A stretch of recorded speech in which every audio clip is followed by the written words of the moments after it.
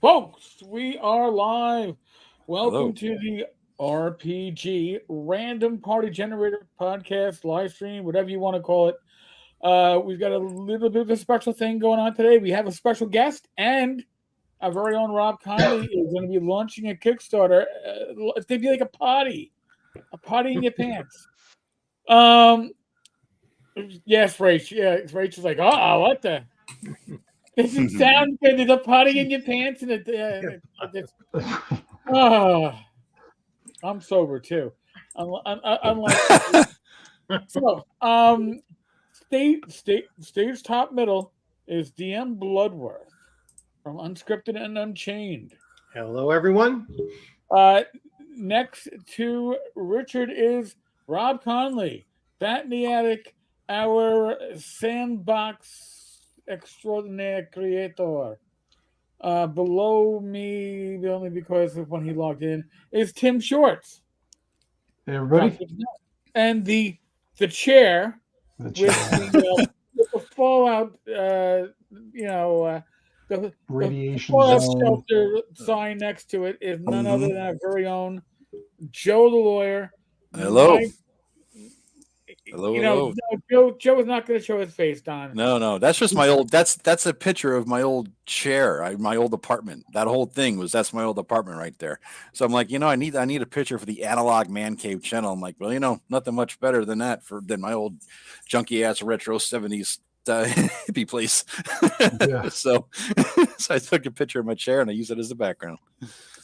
Okay, you want to see who's going to be first on the Kickstarter? Because we're going Yeah. to launch in 5. Wait, do you want to build up? Wait a minute, you want to build up, Rob? You gotta boom, boom, boom. Holy shit, man! Man. You got a little foreplay here, dude. Yeah. Rob's pulling something not out of his pants, but he's gonna just slap on the table and just say, "There." All right. Something with it. You want to let He rolled everybody the know? surprise check, and we all lost. Let's just tell everybody what this is, though. I mean, what Rob is launching is a Kickstarter for how to build a fantasy sandbox. Yep, So, so basically, there's a number of things that I talked about with running a sandbox campaign, but and one of them is what I call a bag of stuff, because you need stuff on hand for when your player goes left instead of right, as Tim always does, and bastard. and however, people get a bit lost on how you build that bag of stuff. So my How to Make a Fantasy Sandbox is about how to build a hex crawl formatted setting. Like, it's within arm's reach. Of course Of course it is. Yeah. Just hand it to him. What is it? If I ask for a leg of lamb, he'd have one right on. Yeah. So basically, it's a hex map, and there are Hold hex on. is, There we go. Very green. each hex is numbered, and this is the DM map. And as you can see, there are different locations like lairs. Everything's backwards. Ruins, and there are settlements like Castle Blackmarsh right there, and it makes it, but it's real easy to use when your players go wherever, because you can either do one of two things. You can look at the map and say, okay, they're going to Muncaster, which is hex 1305.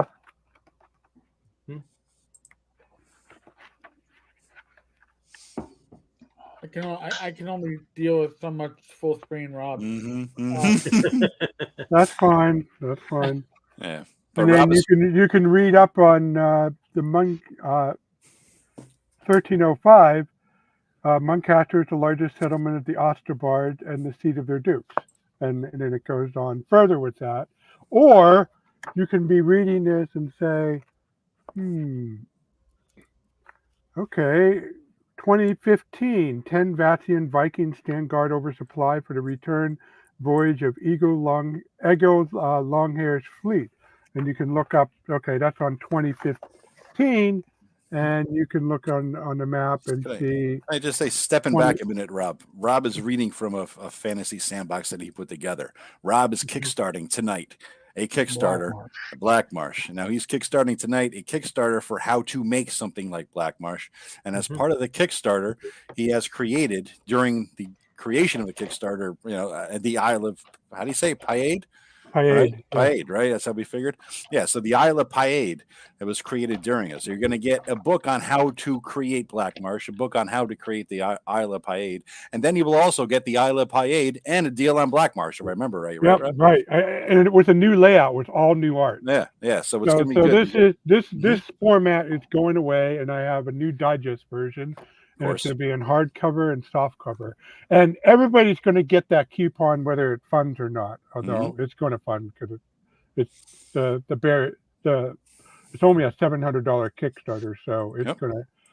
All right. I'm going to put the link in my channel, guys. And Eric, I think you're going to put it in yours. I got the shortened link in the chat. It's on the screen because that's the way I roll. Well, let's see who's going to be first. All right, let's see 5, it, man. 4, it's going 3, live. 2, 1, launch. Let's see. I just reloaded. Whoops. Goes on, launch. They want me to sign more paperwork. I'm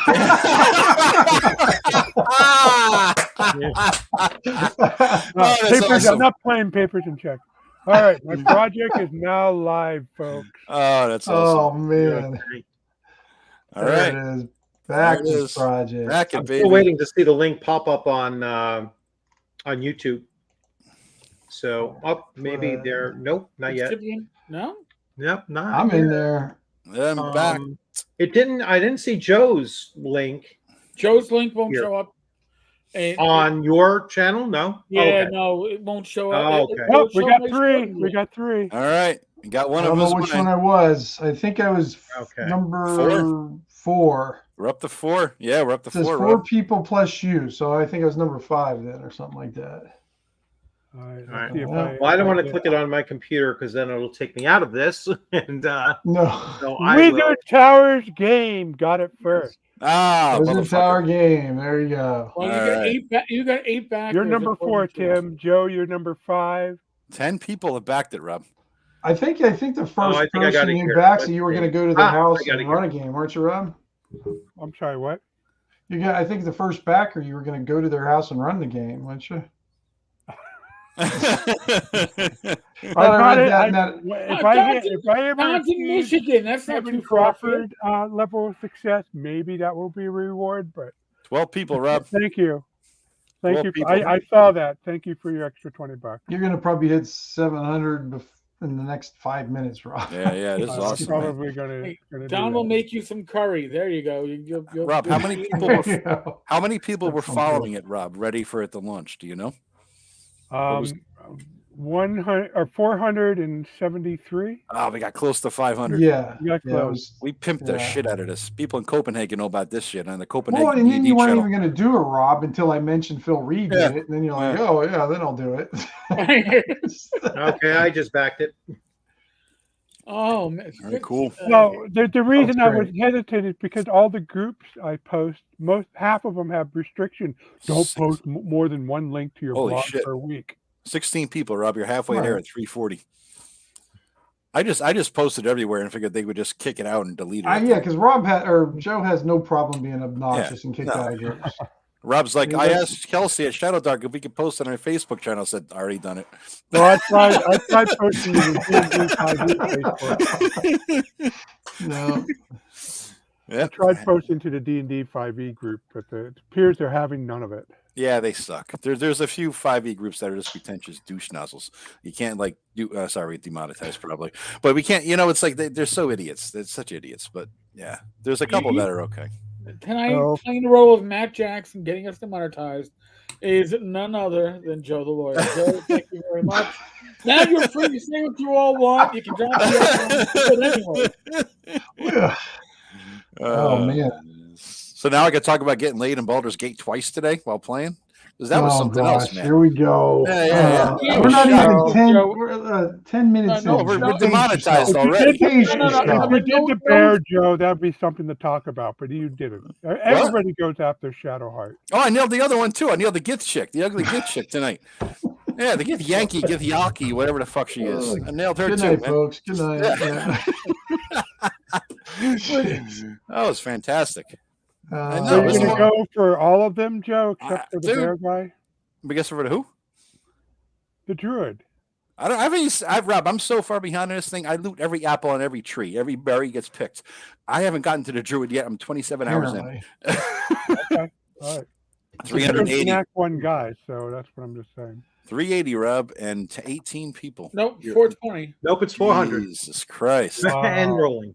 that's amazing. That's amazing, Rob. You're gonna pop this thing in like 5 minutes, man. Oh, that reminds me, I gotta double check with the There's a drive-through dirty people. joke. Because here's a real test. See if all those Black Marsh emails go out. Yeah. Because how many people is that going out to, Rob? Like 10, 20,000 or something like that or more? I can give you an exact number. Let's see. And thanks to this, oh man, hold on. I didn't get anything yet from RPG. Yeah, I'm going to remind him right now. Okay. Eric, just as you notice this in our StreamYard screen, right? You see the comments. Anything with the little above their head, that little paperclip looking thing, means it came from my channel or Richard's channel. Oh, that's Okay. cool. All right. So within the comments section, you could we're simulcasting, so guys. L is two-timing us. Okay, that's cool. Yeah. Ella's All right. everywhere. Ella's Ella's in everywhere. every stream. Where's Matthew the paper? Sherman. I don't see the paperclip. I don't know. Maybe I wouldn't see it, I guess. It's Huh? It's a by the icon. yeah. Look at the picture. public Like look at Yeah. Matthew Sherman. I'm in at 8, and it says that little thing above his head there, like a little tiny halo to the right of it. All right. Yeah, it's a paperclip, right? Yeah, it looks like a Yeah. paperclip. It is. It's meant to be a paper It's like a clip chain. or- I think it's a like a chain link. link. Yeah. It's a link. Yeah, it's a Yes. chain Oh, link. gotcha. I Yeah. don't see it, but that's all right. I don't need Yeah. to see it. Yeah. So you could tell they're coming from a different channel now. So yeah, That's the cool. simulcast. That's is cool. You gonna can be- link them all together. Yeah, that is really cool. Yeah, so we could comment in here, and I'm going to write test and see if it appears in my channel and Eric's channel. It did. 500, Rob. Yeah, look at that. Oh, wow. You're gonna be like one of those assholes. Funded in 30 minutes. Funded in Wow. 36 seconds. Yeah, no shit. This got to be a record, dude. This is awesome. Yeah. Record for the small. Oh, artists. and everybody's getting print copies too. Mhm. Yeah. Ooh, you're almost to Yeah, the 600 only now. snafu that I ran into is that I realized all my graphics, beyond changing the old name to Piade, all my graphics needed to be upgraded before I can give everybody a beta layout like Kevin Crawford does. So that's going to be a week or so before I have them all done. Well, why don't you tease some folks with some of the artwork you got for it, then, Rob, or a cover or something like that? Well, I don't have the cover yet because Richard Leschek just agreed to do it. So, Oh, okay, gotcha. But as far as I thought you had the other one done. Do you have the other one done now? 610. Crawling up there. Oh, yeah, I'm Black supposed Marsh. an extra $100 into. Yeah, why don't you show them the new cover for Black Marsh? Because it's a beautiful. Do it. Okay, so Win. I know you know how to Can do screenshot. it. I don't know. How to It's more screenshot. used Rob than knows how to that screen- rare Gen X So- GM guide. I'm So being heckled from the background here. So the biggest pledge you could do is the $20 Everfull library, right? That's the big one. That's the highest level. Okay. Yeah. Yeah, and people got to aware, I'm fulfilling this for print on demand. So it's going to cost you a little bit more to get both of those books. Right. But and the $20 just unlike my majestic fantasy RPG Kickstarter, this covers 2 books, not 1. Now, Rob, how does it work if I'm on a hardcover or a soft cover? Because you said, everybody's getting. You get both. Oh, okay. I'm not going to. So everybody gets 2 copies. You get 1 soft cover, 1 hardcover. So if you want to cash them both in, Mm-hmm. knock yourself out. Okay, and the coupon goes for money towards each of them, right? Basically. Well, it's so you just get currently the- I'm estimating. Let me get to the view project thing. 650, Rob. So, oh gosh, this is going to be really quick. Yeah.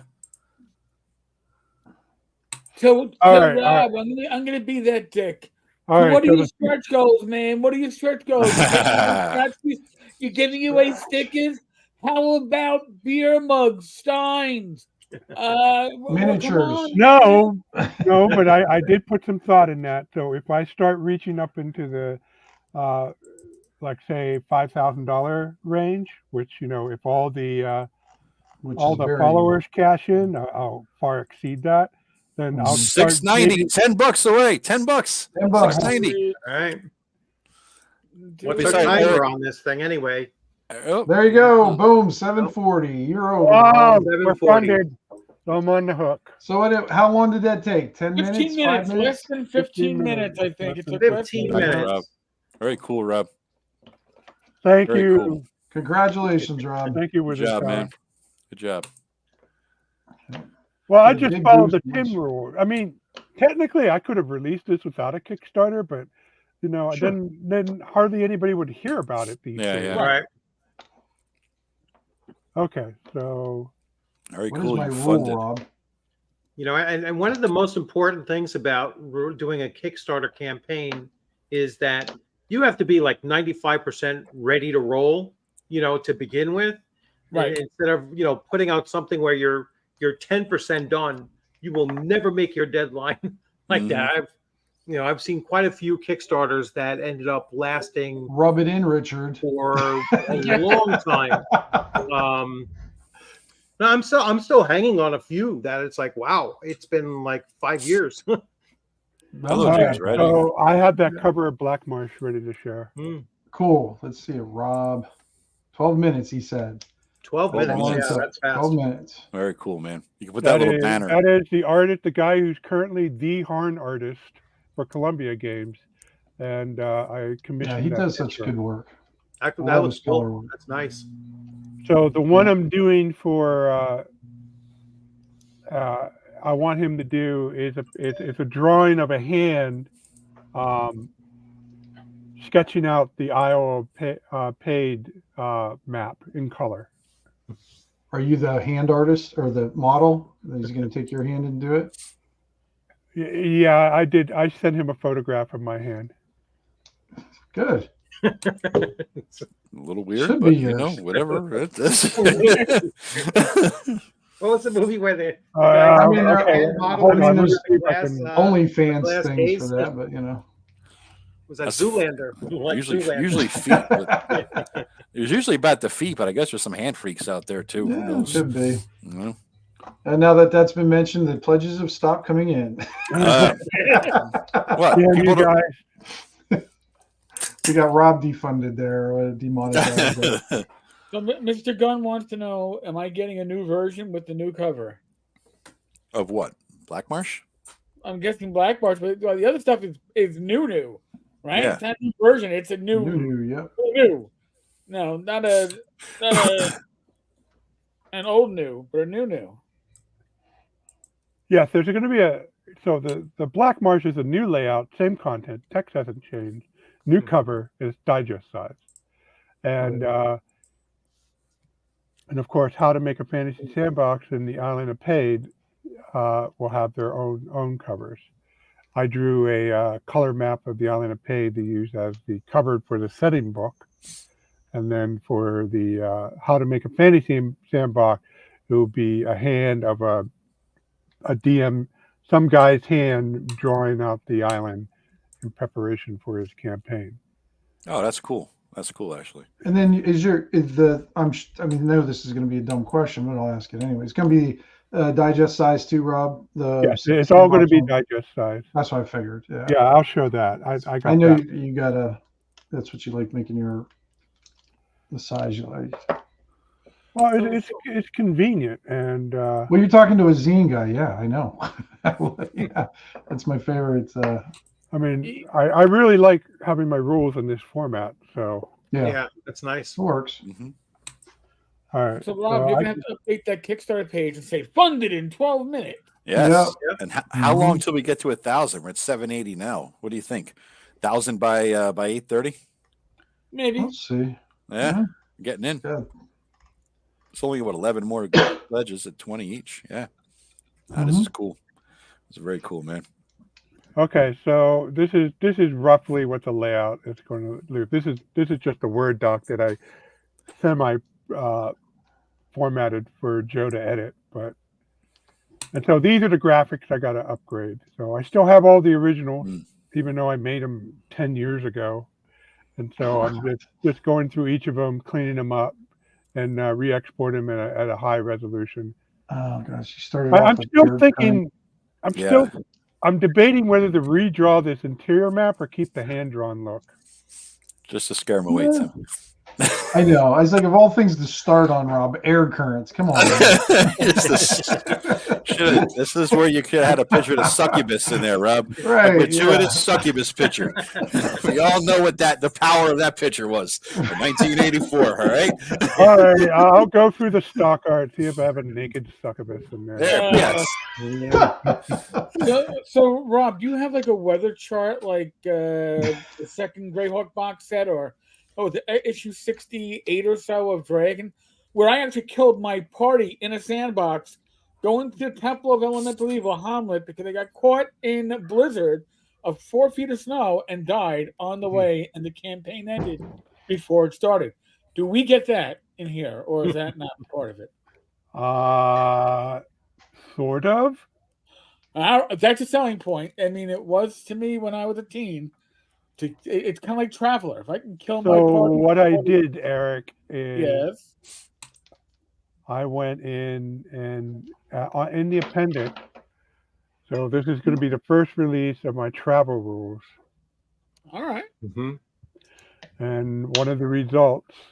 So there's 3 types of travel: journeys, which is over land; voyages over the sea; and trips through the city. And the idea is you don't have to roll periodic encounters. Instead, you just look at the length of the journey and then just roll up anywhere between no encounters to up to 5, and then you sprinkle them along the route wherever they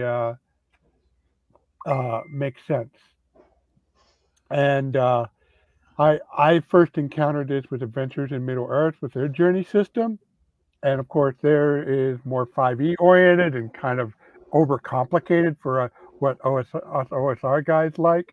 So I gradually refine it to something that I think the OSR folks will like. Although I know people really like their random encounter tables. Hence, what I did is I made sure that some of the results here that you could roll for those, 0 to 5 encounters is you use your normal random encounter table. But to answer your question, Eric, is that I have an inclement weather result. Okay, that's cool. So yes, if you are traveling along and you roll that, then you can come up whatever the season is. If it's winter, come up with a snowstorm. If it's summer, come up with a a hurricane or a windstorm or whatever, tornado, whatever makes sense for the current terrain and everything. I always preferred random events over random encounters anyway. So I think that's. We'll get into that. We'll talk more about sandboxes. Hey Eric, let me show you this. If I don't know how to, I think I can share a screen, even though Rob is. I don't know what you have to do to. I stopped sharing, so you. Okay. You have the con, sir. I have the con. All right. By the way, Rob, the L and Don both say keep the hand drawn. It's supposed to show people how to do it. Well, then it should look like that's how they're most likely going to do it. So, so what I did is I drew those maps in the late '80s, and so I scanned them in, got a really clean scan for my blog post, and then I put a nice border on it and add the arrows and the nice text. So those are done with my CorelDRAW setup. I just want to show you guys okay. the table of contents. It's on Rob's Kickstarter page to look at in case you want to click on it and see yourself. But the introduction, what it's all about, how to do it, talks about the aisle that he's going to create. Then, again, starting with the most boring shit first, but it's not entirely necessary. Air circulation, monsoons, and ocean currents. Then you get into ocean currents too. Okay, great. Ocean currents. Yeah, we have longitude and latitude and what's in typical ones. I was like, oh my God, well, I can't believe it. But it was actually interesting once I got through it. All right. So I'm so there's been two approaches that I've seen. I'm sure there are exceptions because there are thousands of RPG books on world buildings out there at this point. But either they do one of two things. Either they gloss it over and say, just make it up. Just make it up, Rob, or they go into a lot of detail, like a ton of detail. So what I tried to do is pick a middle ground. Okay, what are the most important things that anybody can use without taking a course in the subject? So that's where I came up with air circulation, monsoons, and ocean currents. Yeah, and my eyes initially glazed over when I'm like, oh my, he's not going there, is he? And then I was like, because I edited it, I had to read it. And I'm like, yeah, it ain't that bad. It's just, I could do this. But then he gets into the history and then the campaign map and drainage doesn't have to do with plumbing. It has to do with like how rivers drain from mountains and into whatever, placing settlements, locales and naming on the everything. Drainage, it turns out, Tim, that our area, the Erie shoreline, is a really good example. Simple, easy to follow example of what a drainage pattern looks like. He stole a map from the city, the state of Pennsylvania, and he dropped it right in there. I checked the copyright. So then we have describing the island itself, the lairs, locales, and ruins, and where he placed them, and why he placed them, and how he designed it. Creates some plots that are going on based on everything he's designed so far. And to be clear, in the How to Fantasy Sandbox book, all of this is sprinkled with commentary. I know. That's why I have a separate setting book. Yeah, is this like the Rob's advice sections, Rob? Huh? Is that your Rob's advice sections that you've added in? What do you call it? More like you see, like up here, the island of Payad, the island of Payad, lairs, locale, and ruin, and then designing the description. So either I'll talk about what's there and then explain what I do with it, or in the case like down below where the map important locale, the commentary is embedded in each of the entries. Yep. Gotcha. Yep. Okay. Then he's got some different locations, some villages. $1,000. $1,000. Congratulations, man. Boom. Nice. Back from what, 25 minutes? Yeah. Before 8:30 too. Yeah. Before 8:30. Yeah. Then we got some locales, demographics, and then he broke out a home base town. And all the various people within the home base town. There's some details about them. He statted them up. He gave them some background that's relevant. Plot hooks woven in there. And the final town map gives some NPCs and monsters from the various areas. And he breaks down all of the the keyed encounter areas. That's 0201. That's the hex, right? What's there? And he gives a breakdown of some detail. Important NPCs, how to make important NPCs, and then ones for Payade. Rumors, how to make them, how to generate random encounters, and he wrapped it all up. And then he just gave some bonus gratuitous stuff. I had to do the mapping with hexes. That's one of my earliest blog posts, and basically it's how to take two hex grid and overlap them so that if you want to do this huge campaign world. Yep, it's old school skills there. It's like stuff that people probably don't understand because everything's all computerized and shit, but it's good. And then I give that timeline. When I made Black March, it was kind of like, it wasn't a bet, but it was a spontaneous project. Like there were guys making delving deeper, and I think Kim, you were in on talking it up as well. And I say, hey, I can make a setting for this, and then I documented how long it took me and made a blog post of it. So, this one isn't so much a documentation of how long it would take to use these steps. This actually takes it how long it took me to get to publish it, not just make it, but publish it. Which didn't you do Black Marsh like after? Are you talking about Black Marsh specifically, Rob? Yes. Didn't you do that after your Points of Light? So that was Black Marsh was after Points of Light. That was after Points of Light. Yeah, because there's, if you guys want to see some more examples of Rob's camp. What do you want to call it, Rob? Your Majestic Fantasy Realms. Majestic Fantasy, or how he does and he builds stuff. The points of light, they were from Goodman Games, and they were good examples.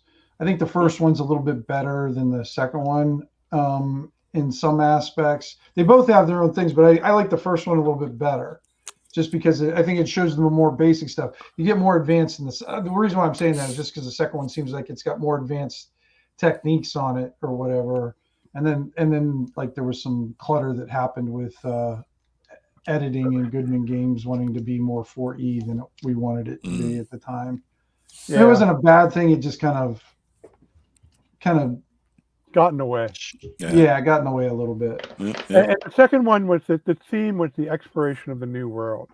And I thought I did a good job not trying to rehash our history, but to try to put a little twist on it.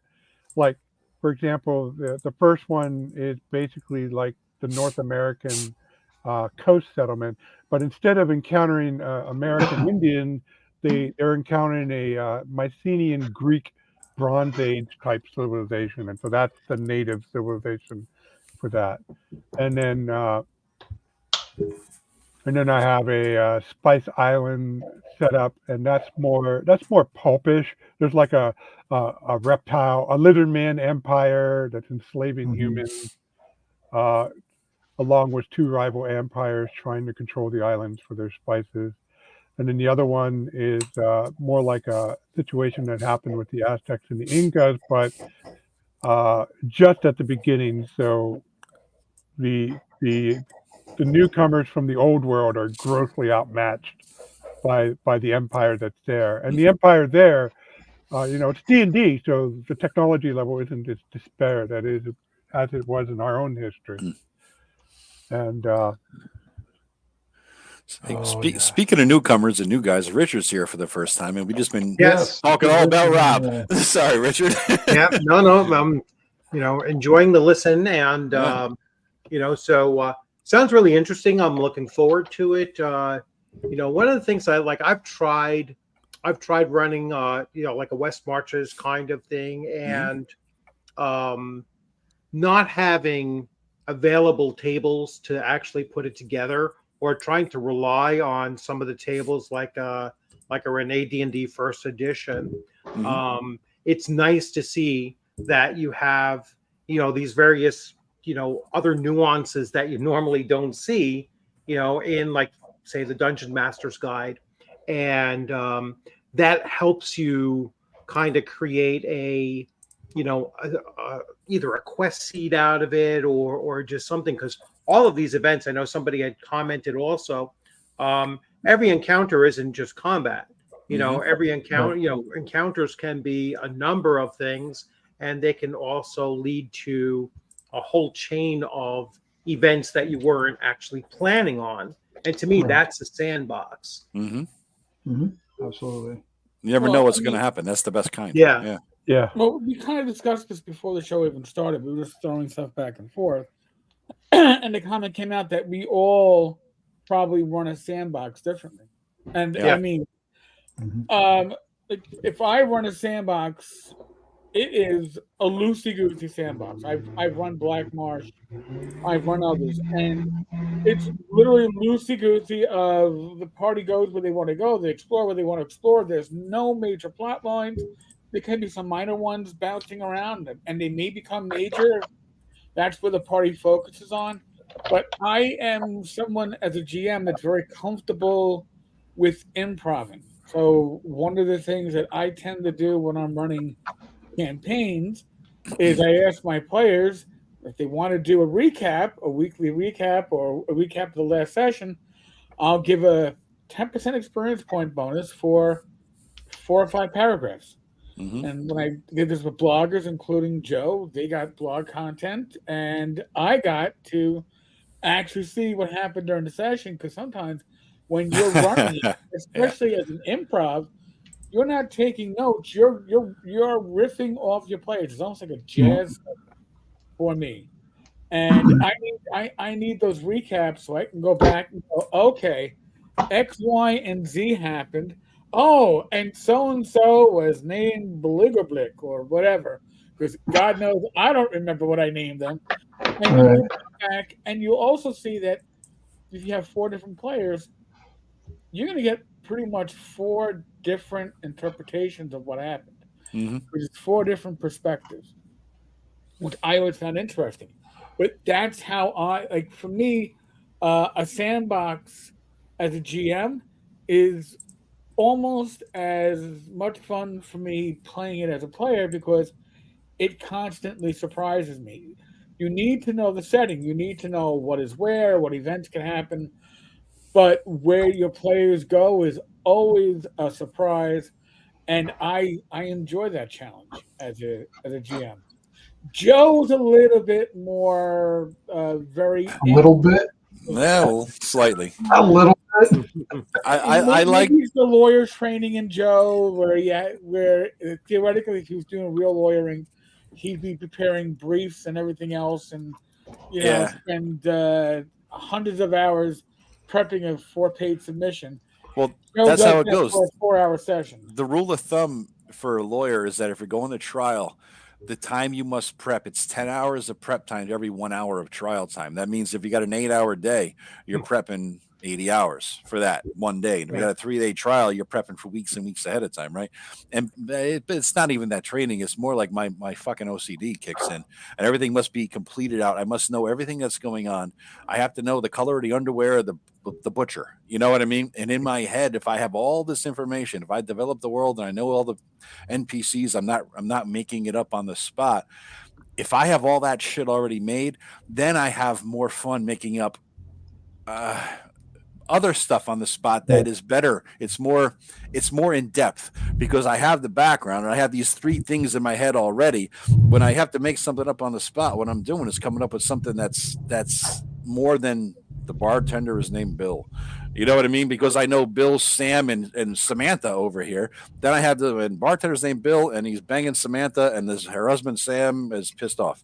I have all that going on, right? So I give another level of complexity, which I kind of like. So yeah, I do it different. But the players still have keep a sandbox as the players. It's up to them what the hell they want to do, where they want to go, and you prep, but you don't prep a plot.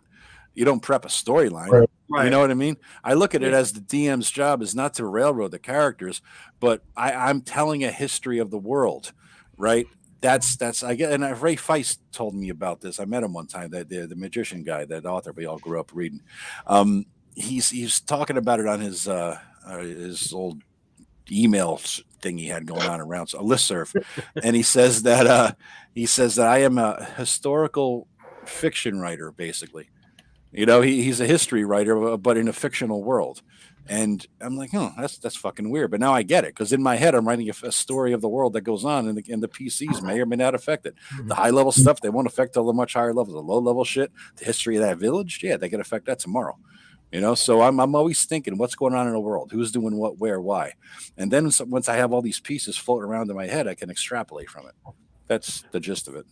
So Elle says that Joe runs a Jersey Shore RPG. Yeah. Well, what I try to do is, and eventually I hope to write another book on this part, but I'm still trying to figure out exactly what it is I do in a way that's understandable to everybody. But I guess what I try to do is build up a good bag of stuff. Use good memory aids. Like for me, maps are great. A map with a good list, with a list of stat blocks of the NPCs, like the ones I have here. Uh, I can improvise the whole evening out of that. And but the trick is figuring out how to tell other people how to do that without feeling overwhelmed all the time. And because the way I started all this was I played word games when I was in elementary school, fifth and sixth grade. I played these old Avalon Hill games like Gettysburg, D-Day, and then a year later, when just went into junior high, I encountered D&D, and once I read the book, which was the Home Blue set. what I saw was, okay, so you play these war games, and you're this kid, and you understand them, you can play them, have fun with them, but to make them yourself, that was a that was a lot to chew off, and because it was obvious they put a lot of research into these things. But D&D, on the contrast, was all about, oh, you know what? I can make a dungeon. I can populate it with a town. I can make a wilderness. And I could immediately get that this was something more that I could make far. I could, like, I felt constrained about what I could do in the war games. You know, okay, we just finished D-Day, but what about the rest of the battle for France? Can we play that out? And then, but with D&D, yes, the answer is always yes. You can play it out. Just you keep advancing levels, and just keep adding to your map. And I found out that very quickly I like setting up things without knowing what to happen, just to see what happened when players tackled it. And it certainly that quickly became, hey Rob, you know, I saw this area on your map. I want to try to take it over. And I said, sure, it's not going to be easy. And and then it really started snowballing after that. When I got done with that first campaign in the Wilderlands, I took all that stuff that my friend Brian and Greg and all the kingdoms they made. Greg played a wizard named Blackstone. Greg played a fighter paladin named Valeric. And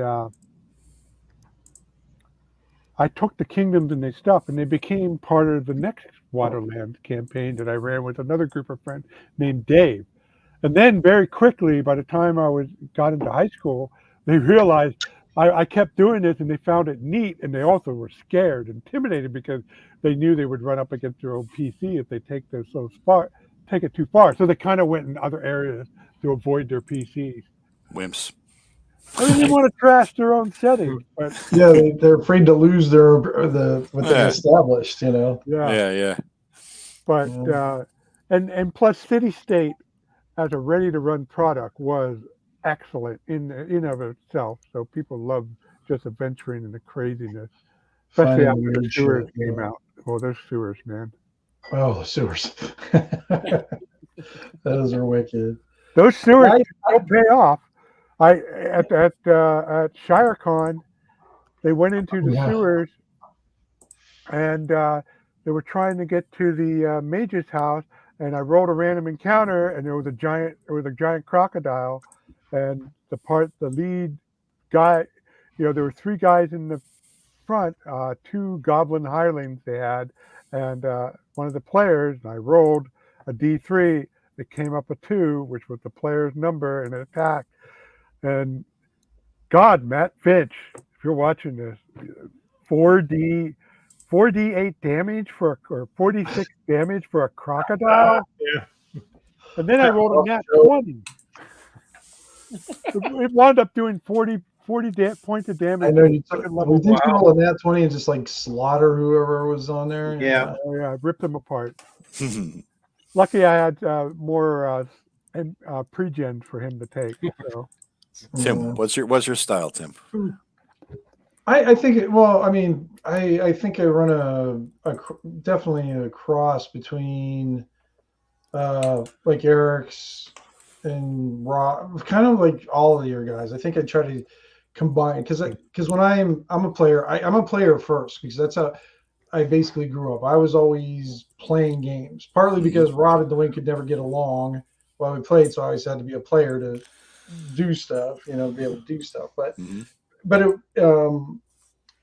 I try to take the best of like what Rob does and what Dwayne did and all this stuff back then. But I definitely like to have the players participate in the creation. As you guys all know, it's like I will set up stuff ahead of time, and I will give detailed stuff, like your pamphlet you got on gnomes there, Joe, remember? But I will also let a player come in and just bring their own stuff. Like when Greg played in my campaign the first time, he wanted to play a cleric of Puce. It was a cleric of silence, and I absolutely loved the idea. I'm like, yep, let's run with it. Yeah. Puce is a color. Yeah, I didn't know puce was a color until that point. I never heard of Right. the word puce before. Crayons, But we had man. It was fun on with- crayons. Right. And the great thing about it is we sort of created it through play. You know, we kind of had some general ideas. You know, he's a goddess on it, so we'll just kind of keep that theme. But some of the minutia and some of the details we were able to come up with just during the campaign that we developed. And then you guys, like, you know, with the way I GM too, I'm kind of more the GM style of, you know, the rule of cool kind of deal. It's like, oh, you know, you come up with some cool idea. All right, let's roll for it. You know, if you roll good, that's great. If it's rolled bad, it's my turn. Yeah. You know, kind of thing. And the way I set up my current sandboxes, I should say, I have done. Mine are almost survival. Probably like, what would you call them? Survival sandboxes in a way, kind of, sort of, but survival of your own choosing. Fantasy fucking Vietnam is what I'd call it, Yeah. Tim. Man, you're in this shit. Yeah, but if you, but it's not I like, don't you know, Tim. I mean, you ran the city now, and you Right. definitely ran the wilderness, and you definitely ran the in between. I say you got it all covered these days. Well, remember what I did to the city. Now you it's blew it a up. wilderness. Oh yeah, you Yeah. blew it up. You Yeah, blew I the never whole got. city up. I got to admit, I was a bit bummed out that I didn't experience it like Joe did. Yeah, because you got killed by the main guy. You kind of went toe. You were like this low level guy going toe to toe with Yeah. his. He was he was an asshole. Sorry. He was. Yes. Yeah. Well, I mean, I don't know whether that's good or bad, but I can role play assholes pretty well. I don't know if it's just natural or what. So, but There you go. And Tim glossed over something when he says, "I made that gnome book for you." Tim sat there and designed a fucking zine for gnomes for the Comor Forest because nobody ever wanted to play a gnome before. The only reason I did was because I took the name Snickle, and Matt Jackson's favorite character, and he hates gnomes. So Snickle the gnome was born. And so he's like, well, I've never had anybody play a gnome, so let me think about it. And he wrote this thing just for my guy. What are all about gnomes? Their overview, their homeland, their religion, art. I mean, it's a freaking zine. You know, the gods, the people who you're scared of, you know, besides the DM. And then just some shit about gnomes and proficiencies and what did I get starting off, you know? It's just how many pages is this? 4 pages? I don't know, but I don't remember. It's easy though. I mean, this is like 1, 2, 3, 4, 5 pages. Well, because a lot of times, like when you start a game, I don't know how many times where I've started a game in a campaign where you start off and you're playing something, but you don't know anything, and then you start making stupid mistakes. Yeah. Because you didn't know about it, and then the GM Yeah. kind of jumps on you for making that mistake. I'm not Yep. saying this is Rob. I'm just saying other things. Rob was very good about that.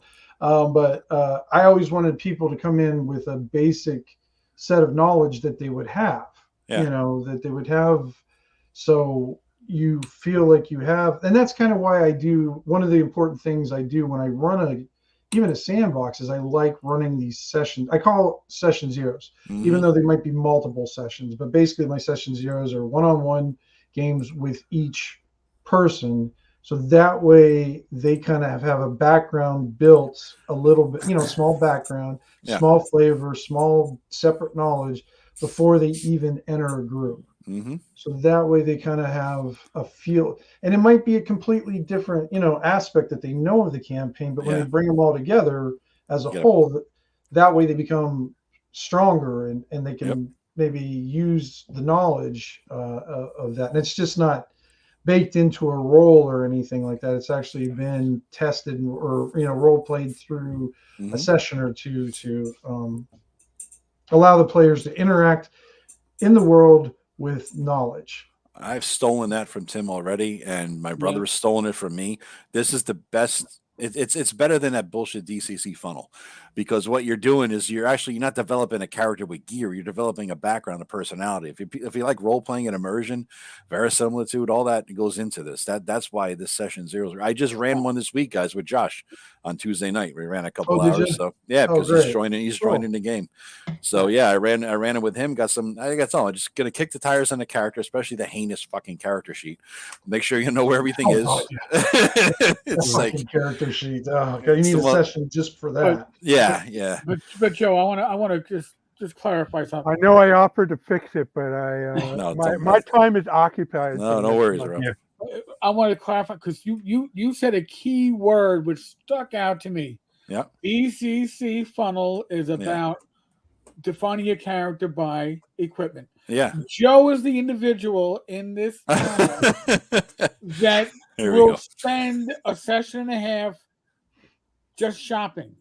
I mean, he's a pumpkin spice latte girl on a mission. Hey, I hate girls, to say this, Eric, but that is a common symptom in my campaign. There's always one person who does the shopping. Yep. That's true, because The last campaign I ran with my buddies from live action with Josh and Are you Adam. avoiding saying the word LARP because it's on the bingo card now? LARP, there. All right, good. All right, there you go. Better. A lot of people out there, you're Well, anyway, disappointed. in that campaign, I had 3 shoppers. 3 shoppers. Oh my Three God. shoppers. Because Adam and that's too much. Joe, not you, Joe, Mhm. but Adam and Joe, I think is his name. They found out that I had magic item shops, and they found out I had a system Yeah. and they had a ship. So they went up and down this place called the Trident Gulf, hit every major town on that because it was a heavily settled area, and even if it was some guy's potion shop, they would go and find out what they have, and then they would start placing orders for them to make. It may be only like 3 healing potions, Mhm. and then they would go and adventure, and they would keep track of the calendar, and then sure enough, when they note when different things, and they would head out with their ship. And damn the sea encounter, they weren't going to get their magic items. Well, when you do the magic shop, you remember that old meme where that guy's walking and he's walking with one girl and the other girl's walking away? So there's the characters as the guy, the plot or the current storyline is the girl he's with, and then you mention magic shop, and that's what they're looking at. Yeah. they're paying attention. Now, to that. Josh was more interested in the trade possibility, so he was trying to figure out where he can find all the good trade goods and stuff like that. Josh is a good person to have in your campaign because he will make you explore things you wouldn't expect, because he likes finding the minutia and weird stuff and developing it. So I always like having Josh in a campaign because he does.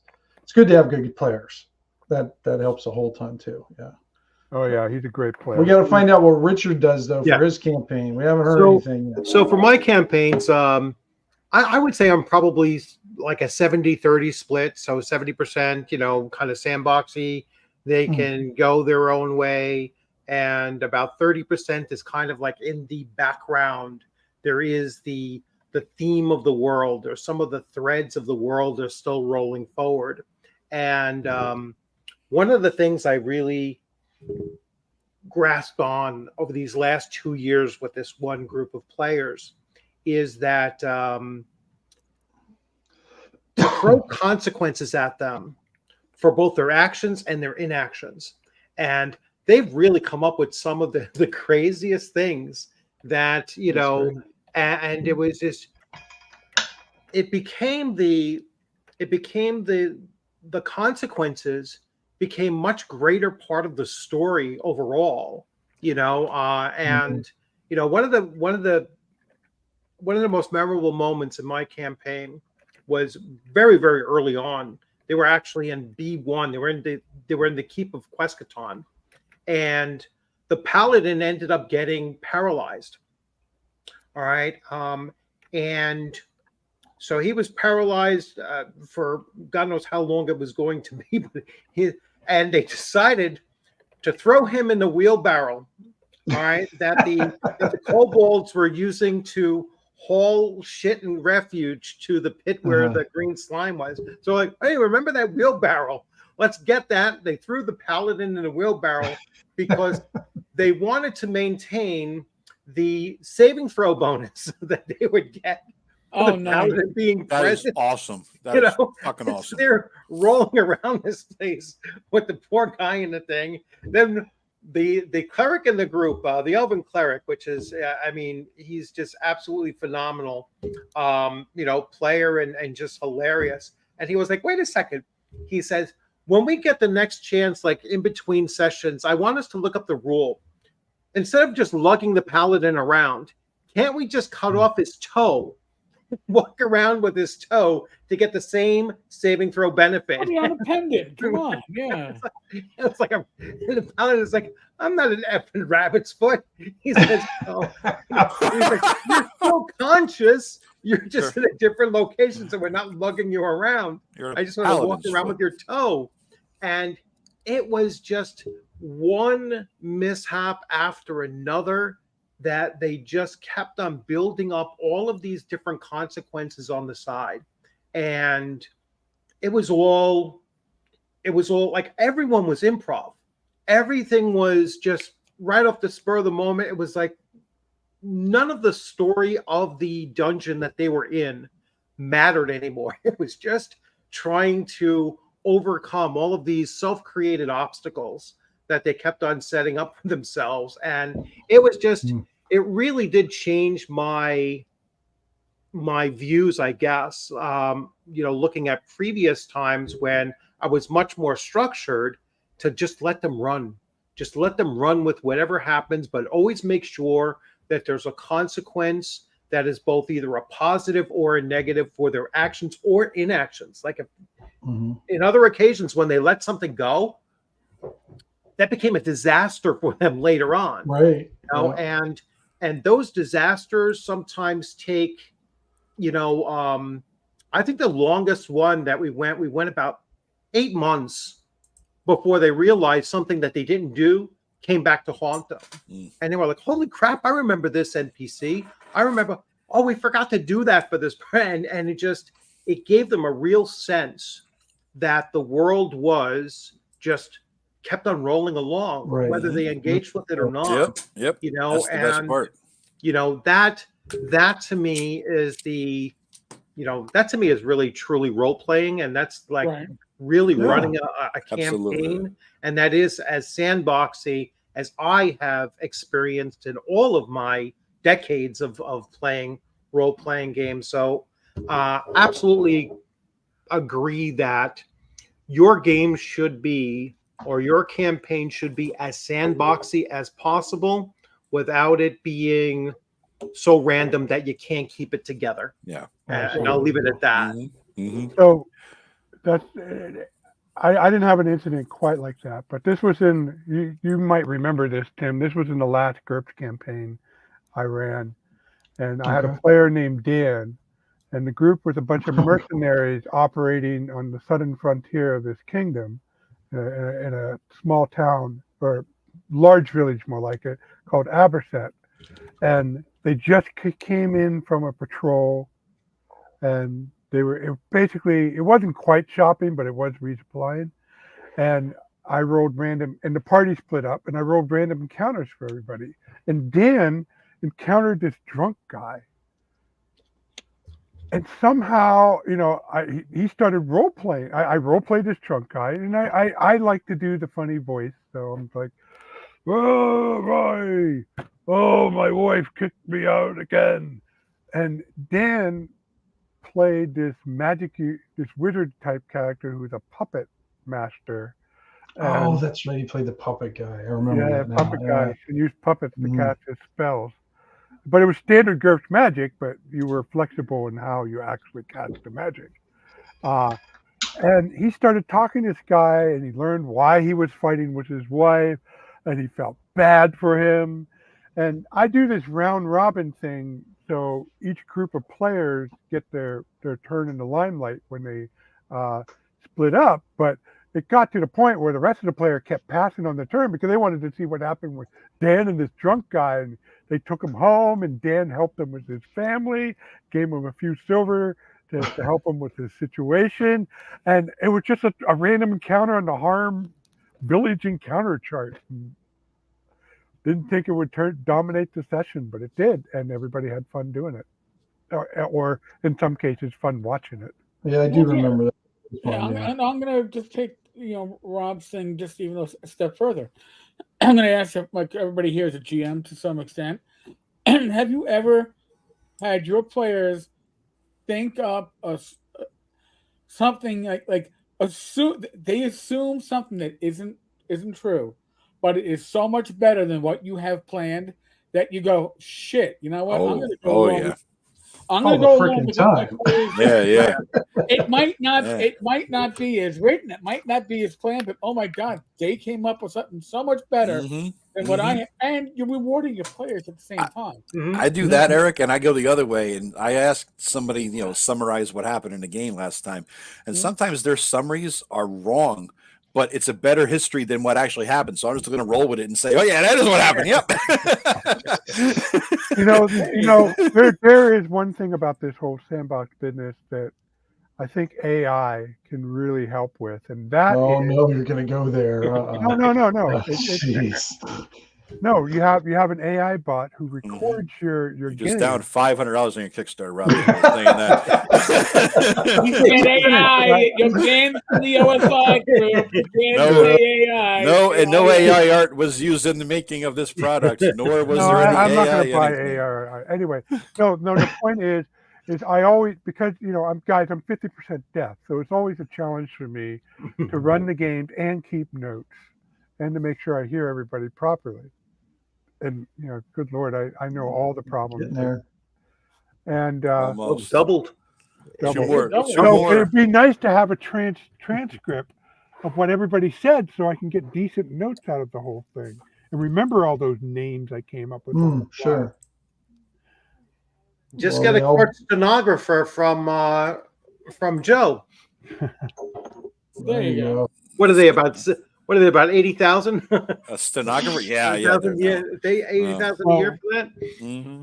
Well, to be fair, Josh, in the 5e campaign I'm currently running once a month, he's playing well, he's not playing a bard. He's playing a warlock, but he's pretending to be a bard to throw people off what he really is and who he actually serving. So he uses ChatGPT. He would take notes, and then he uses ChatGPT to turn into a ballad, and they're actually pretty good. He actually got the whole group 2 sessions ago humming the tune, coming up with a tune for one of his ballads that they really liked it. They really liked it so much. What's my trick, Joe, on learning what the player is, the better ideas? What's that? What's my trick on getting players to tell me their better ideas?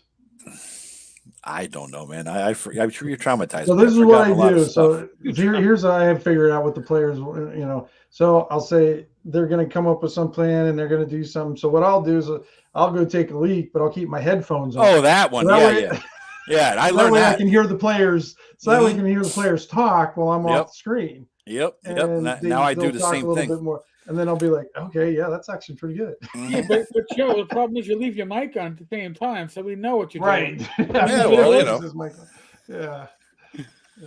It's like, So listening to his pee. Don had an interesting question worse. earlier, and he wanted us to take turns answering it. Mm-hmm. And it's pretty much and Rob already answered it in the chat, but he can answer it here. What book? And we're gonna talk about classic books, nothing in the new generation. We're talking about basic, expert, AD&D, 1E. What book from that generation do you think is like the go-to book that changed something for you? It changed either your perspective, it changed how you gamed, how you ran games. What book would do that for you? So Let Richard answer this one. All right, I'll start with this one. Yeah. I was going to joke, but we have mixed company. I was going to say a magazine, but not. well, trust me, if they're here, they know anybody knows what they're in for. Come on, don't worry about it. There were a lot of good magazines in the early '80s. Yeah. I'm going to go with the Monster Manual, whether it be Monster Manual 1, 2, or Fiend Folio. And the reason why I put the Monster Manual above either the Player's Handbook or the Dungeon Master's Guide is that You could turn to any page, randomly pick what's on that page, and create a story around it, create an adventure around it, and then dig into its description and everything, and just expand from there. You really can't do that with the player's handbook or the dungeon master's guide. Yeah, at least I can't. I can instantly come up with an adventure hook just by randomly picking a monster out of a monster manual. Cool. Rob, Rob said I answer for you. Rob said all 3 core books. Yeah, for different reasons. But I will say, I got to say, the biggest revelation, I wouldn't say revelation, but more like crystallization for me in recent year, has been Tim ran Gumshoe for me. I know it's newer, but how Tim explained it, how Tim ran it, really crystallized how to deal with mysteries and clues in RPGs, and which basically is the players will find the clues. Okay, if they search in the right area, they will find the clue. But the challenge is still what you do with the clue. Mm-hmm. That's where people start scratching their head, and the way Tim ran his game really crystallized that for me. Chris pointed that out to me, and I realized that a lot of what I did kind of was like that in the combat scenario, combat encounters I would have with the players, and how I role played the NPC. I was using bog standard stuff all the time, but the challenge was always the player. Yeah, this is an orc, but it's not the same orc as before. They got different motivation, and so what do you do with this orc this time in this circumstance? And that really helped a lot. But as far as my early days, all 3 had their possibilities. The monster manual, for what Richard said, you open it up, you can see a bunch of orc tribe idea there. The player's handbook was kind of like that for me, but on the NPC side. I could see the different character classes and the little thing that Guy got sprinkled about what paladins and assassins were, and that got ideas going. And then the DMG, okay, what's this about gerontocracy, meritocracy? It's like, there's some ideas here. Or you turn to the magic item table, there's a little tidbit about a necklace or something, and say, that's an idea too. I gotta say the gumshoe thing, because I was asking you guys a couple of years ago because I wanted to do some sort of mystery thing in a 5e game, and you pointed that out to me and a couple other ones, and that made a huge difference in how to run. Such easy, basic advice: give them the clues, let them figure it out. You know what I mean? Don't let them figure out how to find it. Give them the clues and let them figure out how to use it. That's huge. Yeah, that's Robin Law for you. Yeah, just brilliant. And in terms of I'll break it down a couple different things. So that's new, and I'm reading some Call of Cthulhu books I'd never really played except one time about 10 years ago. That helped me run a horror campaign within the 5e game. So I'm finding these, if I want to run a certain style of game for a few sessions within the campaign I'm already running, those 2 are really good for different kind of style. I had a horror, I had some mystery, but I guess in terms of a setting, the best setting book I've ever read, it wasn't Greyhawk or any of those. It was the Gray Box Forgotten Realms box set for 1 year. Oh, yeah. That was a great book. I could not get into or understand or grok Gary's Greyhawk book, but that made complete sense to me. Like that was the way I thought. In terms of how to run I got to interject one thing about the Gray Box, Joe. All right. Yeah. I was disappointed. You know why? Why? I wanted to know more. Oh yeah, exactly. It was just like there's it was just enough a larger world, and if they you never had really that, followed up on that. But Rob, if you had that book and you had Waterdeep in the North and you had the Savage Frontier, that's all I used for years. Those 3 books for years. I can see that. My Savage Frontier book is in shreds. Everything, the maps, every pages are out, but we love them. Me and my brother love that. That was a good book. one, actually. Yeah. The other book that I think was really good. in terms of like a resource was this. I think it was called the Stronghold Builder's Guide for 3rd edition. That was a brilliantly organized and understandable way to have, if the characters want to buy their house or castle, what's everything cost, from an expensive dining room to a low end dining room, and servants and whatnot, and everything was broken down. That was a great freaking book.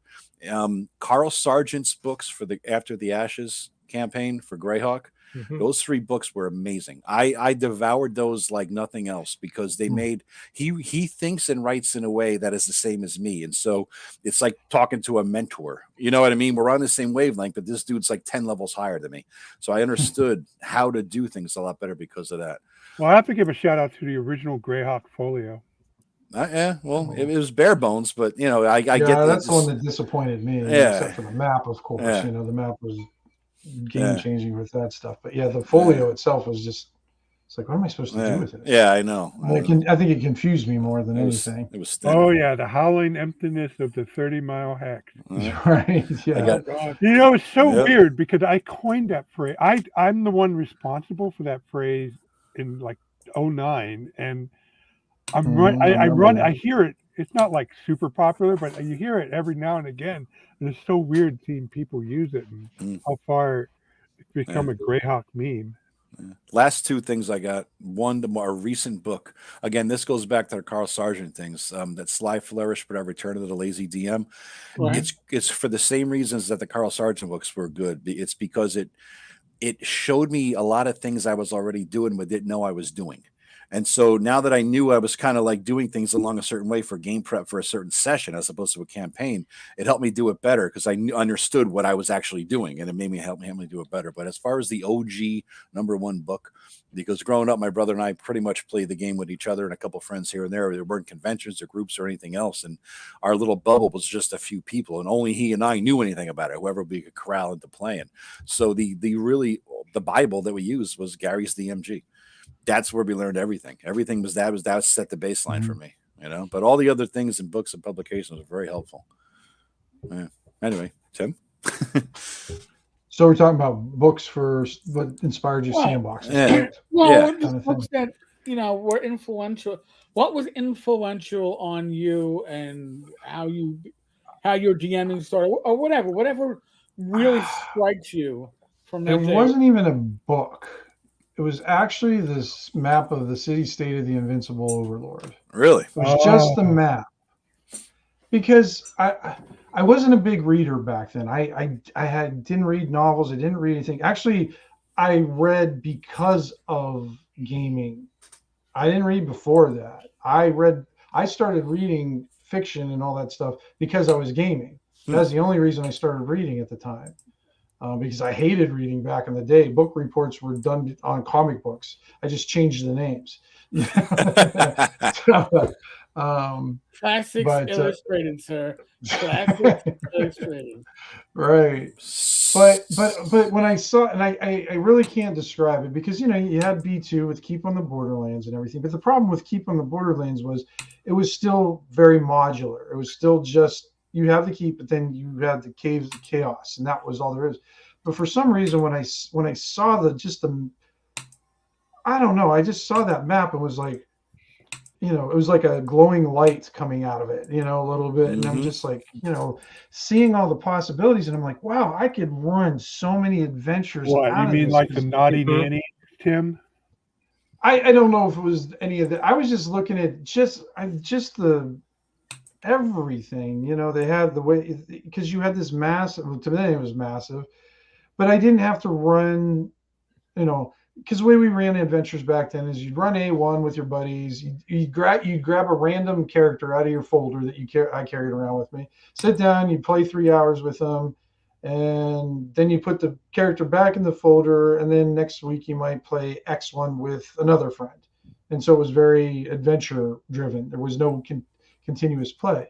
Yeah. When I saw the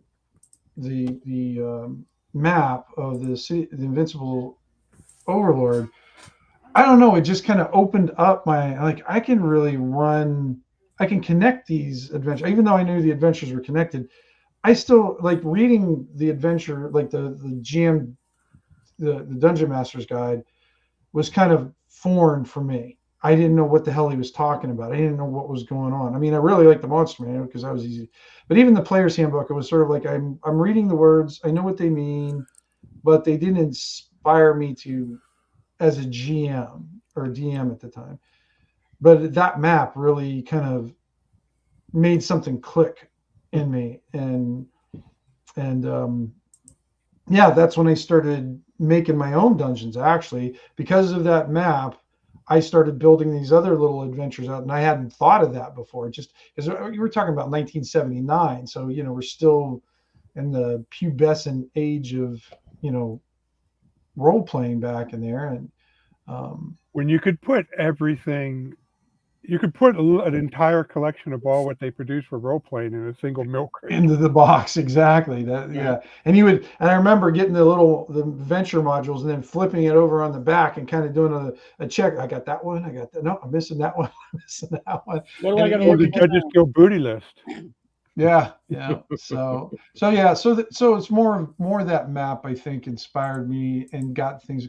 There's so many things these days, and in the days past. I mean, pretty much everything I have back there is because of one reason or another that inspires me or helps me, or I just like to read because of it. Because there's so many books that I'll grab. Because I don't go at one thing with one source or one technique. I'll use anything at any time. Matt Finch's Adventure Tome is invaluable.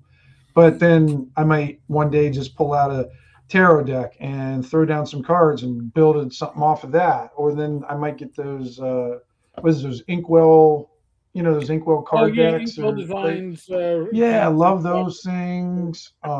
Just whatever. If you make something cool, I'm probably gonna buy it and probably use it in doing something because I really love the creative part and using these little, I don't know, what do you want to call them, tools to build stuff.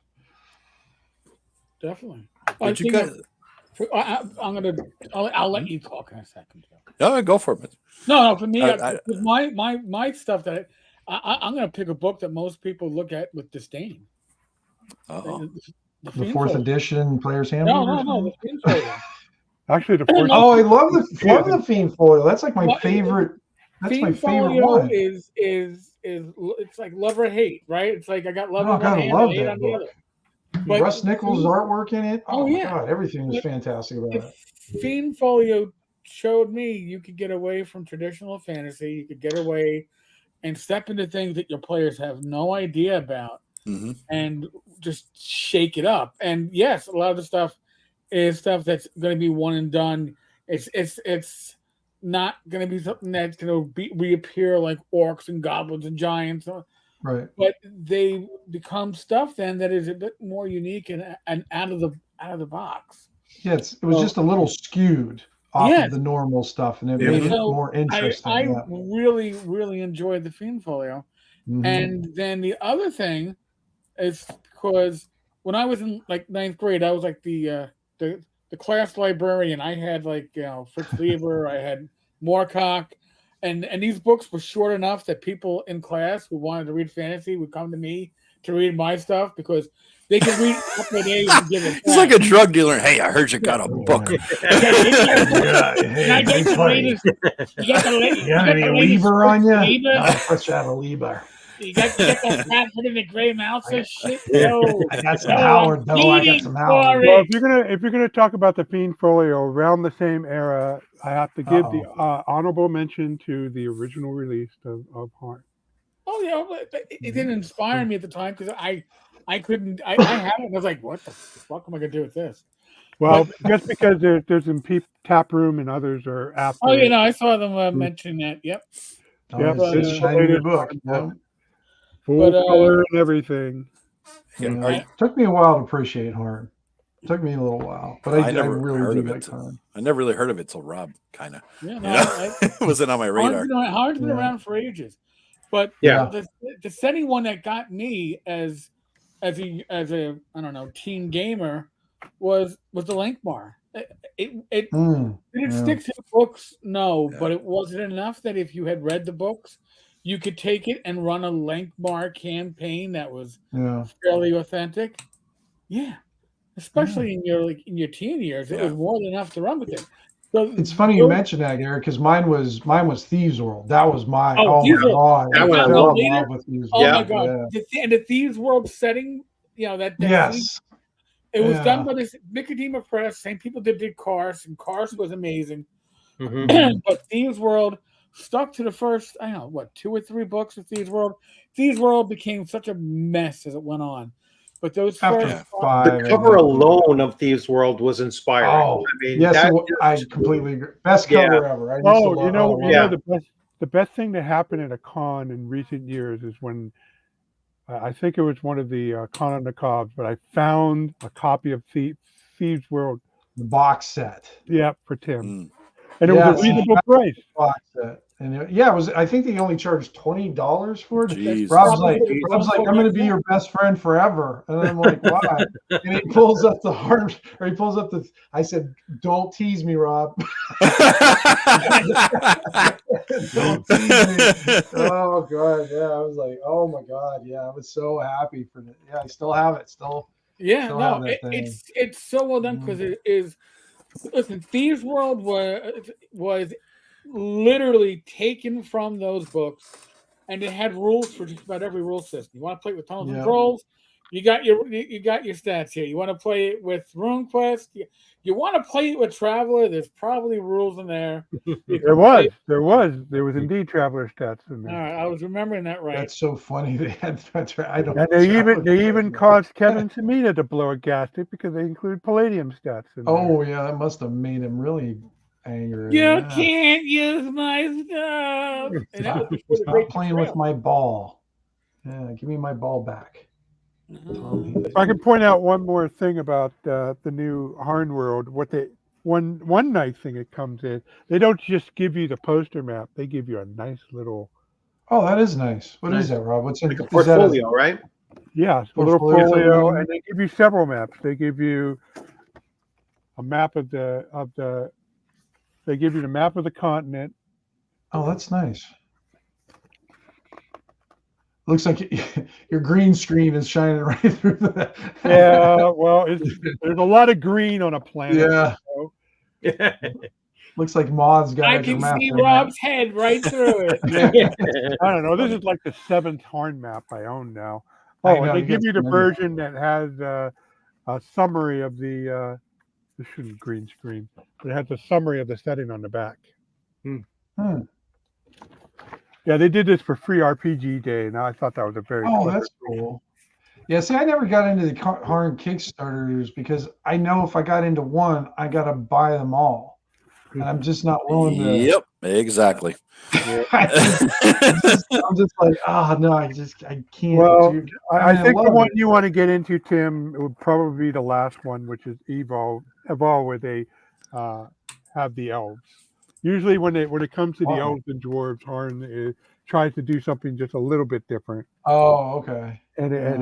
but it's still grounded at the same time. So they just had Asmir, but you could probably get in on that one on a late pledge. But the next one I would wait for is the Elven one, which is They gonna just be had the last main one. book, Rob, and the main book is really good. I mean, it's just I can Yeah, the see Harn now book. when after playing in your game how much you draw upon that main Harn stuff. Like it's a huge influence on you. I'm like, where the fuck did Rob get all this shit? He must be a historian. But no, it's just all Harn. You know, it's like so much. It's not from a lack of trying, Joe. I have worked with primary sources, and they suck. Yeah. No, you just grab Harn and use it as the base, and you can't go wrong. And then you get add on from real history or anything else you read. Yeah. Close it in on Almost 1800, 2000. Rob. Yeah, Almost 1781. And 94. I'm looking forward to the 100 backers, though. That's Yes, Yeah. 100 backers in 2000. That'd be a great when I freaking do, night. I always want to. I see the backer number more than. I mean, it's always good, of course, the money part, but it's the backers that you'd like to see kind of go up and stuff like that. Yeah. So that's why I like the way Doug Cole does his Kickstarters. His stretch goals are based on how many backers there are, not how much he makes. A lot of times, so I think that's kind of cool. Okay, so I got a number from Drive Through RPG. So they just sent out a mailing to 7,229 customers. Holy Let's see if we shit! got mine, Rob. Yeah. Let me log in. Hey, Richard, have you published anything, or do you publish anything? Yeah. I published a few adventures on Drive-Through under RCell Gaming, Okay. and Gaming. it's a couple of adventures for Mifrog, because that was the game system that actually got me back into tabletop role-playing games around 2015-ish or so. I'm very contrarian, and so I was on the Paizo forum, and because I was following Pathfinder Online. And so I was on a Paizo forum, and someone came out and they said, actually know who it was, screen name was, but came out and said, do not look at this game. We need to boycott this game as a whole community, and blah blah blah blah. And the author is reprehensible. He's a murderer. He's this. He's that. Oh, murder! Wow. Going through the whole thing. And says, we need to demand that no one got.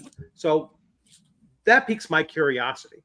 What I'm saying? It's like, right. Like I like to judge things based on my own. And I also, being a former school teacher and someone who, I've had very, very difficult students, and you always had to take up, you're 18 years old in the 8th grade, and you just came out of jail with a probation officer, not a a parole officer, not a probation officer. And you have to be able to separate, it's like, this is still a kid, still looking for, but I know that you're, ganged up and all this other stuff. You have to create separations. So that's kind of how I approach authors and their works, or artists in their works, right? Is I separate it. So when this came out and I started looking at it, I was like, but the game system isn't bad. I mean, the guy might be an asshole or whatever, might have been, this or that 20 years ago, but, it's the game system's not bad. And I found that the game system was actually very easy to write for. And he had a huge following because of black metal, which is not associated with tabletop RPGs at all. But separate, unless you're James Raggi, then it is. No, it isn't Raggi. It's Vard Vickers. Oh, okay. So I didn't find. I was like, some of this stuff is kind of sketchy. Some of the stuff in the game, but you can extract it, remove it, and still run the game system as it is.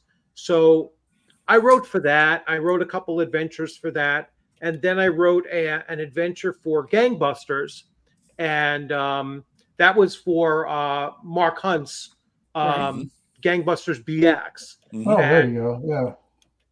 That adventure was a lot of fun to write.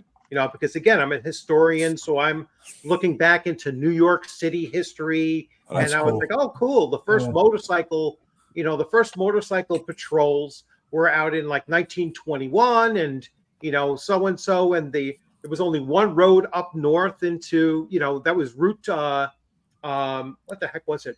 Route 22 was a dirt road that went as far as like not even close to Poughkeepsie. It was halfway in between. But anyway, it was just what I learned from doing those first couple of adventures allowed me to write for Gangbusters and to create something there that I was, really kind of proud of it. I ran it several times at conventions. It was always, a very, very good adventure to do that.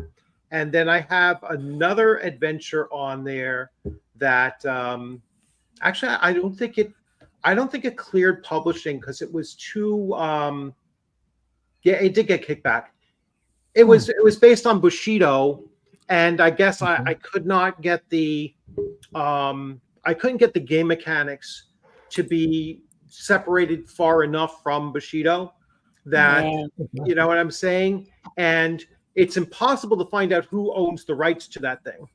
And how you can actually publish for that game system without getting slammed or whatever. So I just, when they said, no, this is, this was a Isn't problem. Bushido by Lee Gold?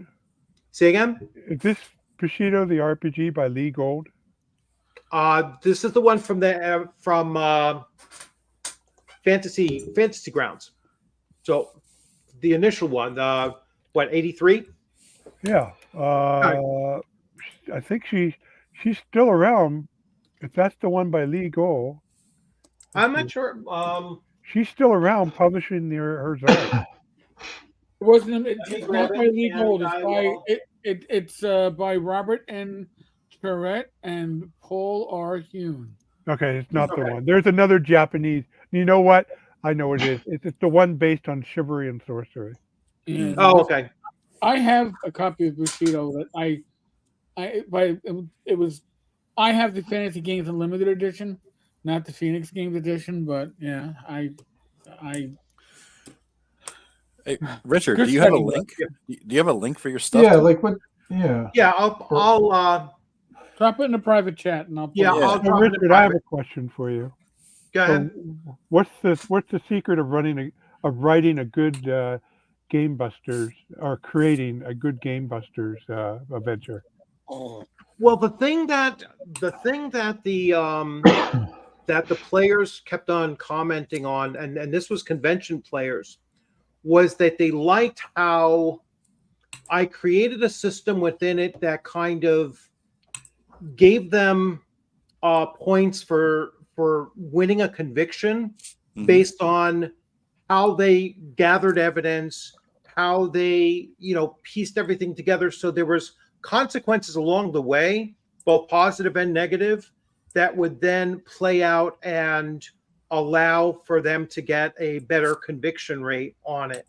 And so once they realized that, like once they saw it like afterwards, because I gave everybody a copy of it when we were done, they were like, oh, cool, this is like really, that's what they really focused on, was the fact that it was almost like they were being rated based on how they performed their actions. And in some cases, beating the crap out of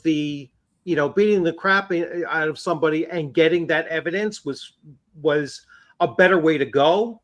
But in most cases, if you came into the trial phase and you had more detractors from the way that you followed your procedures, you probably weren't going to be successful in getting a conviction.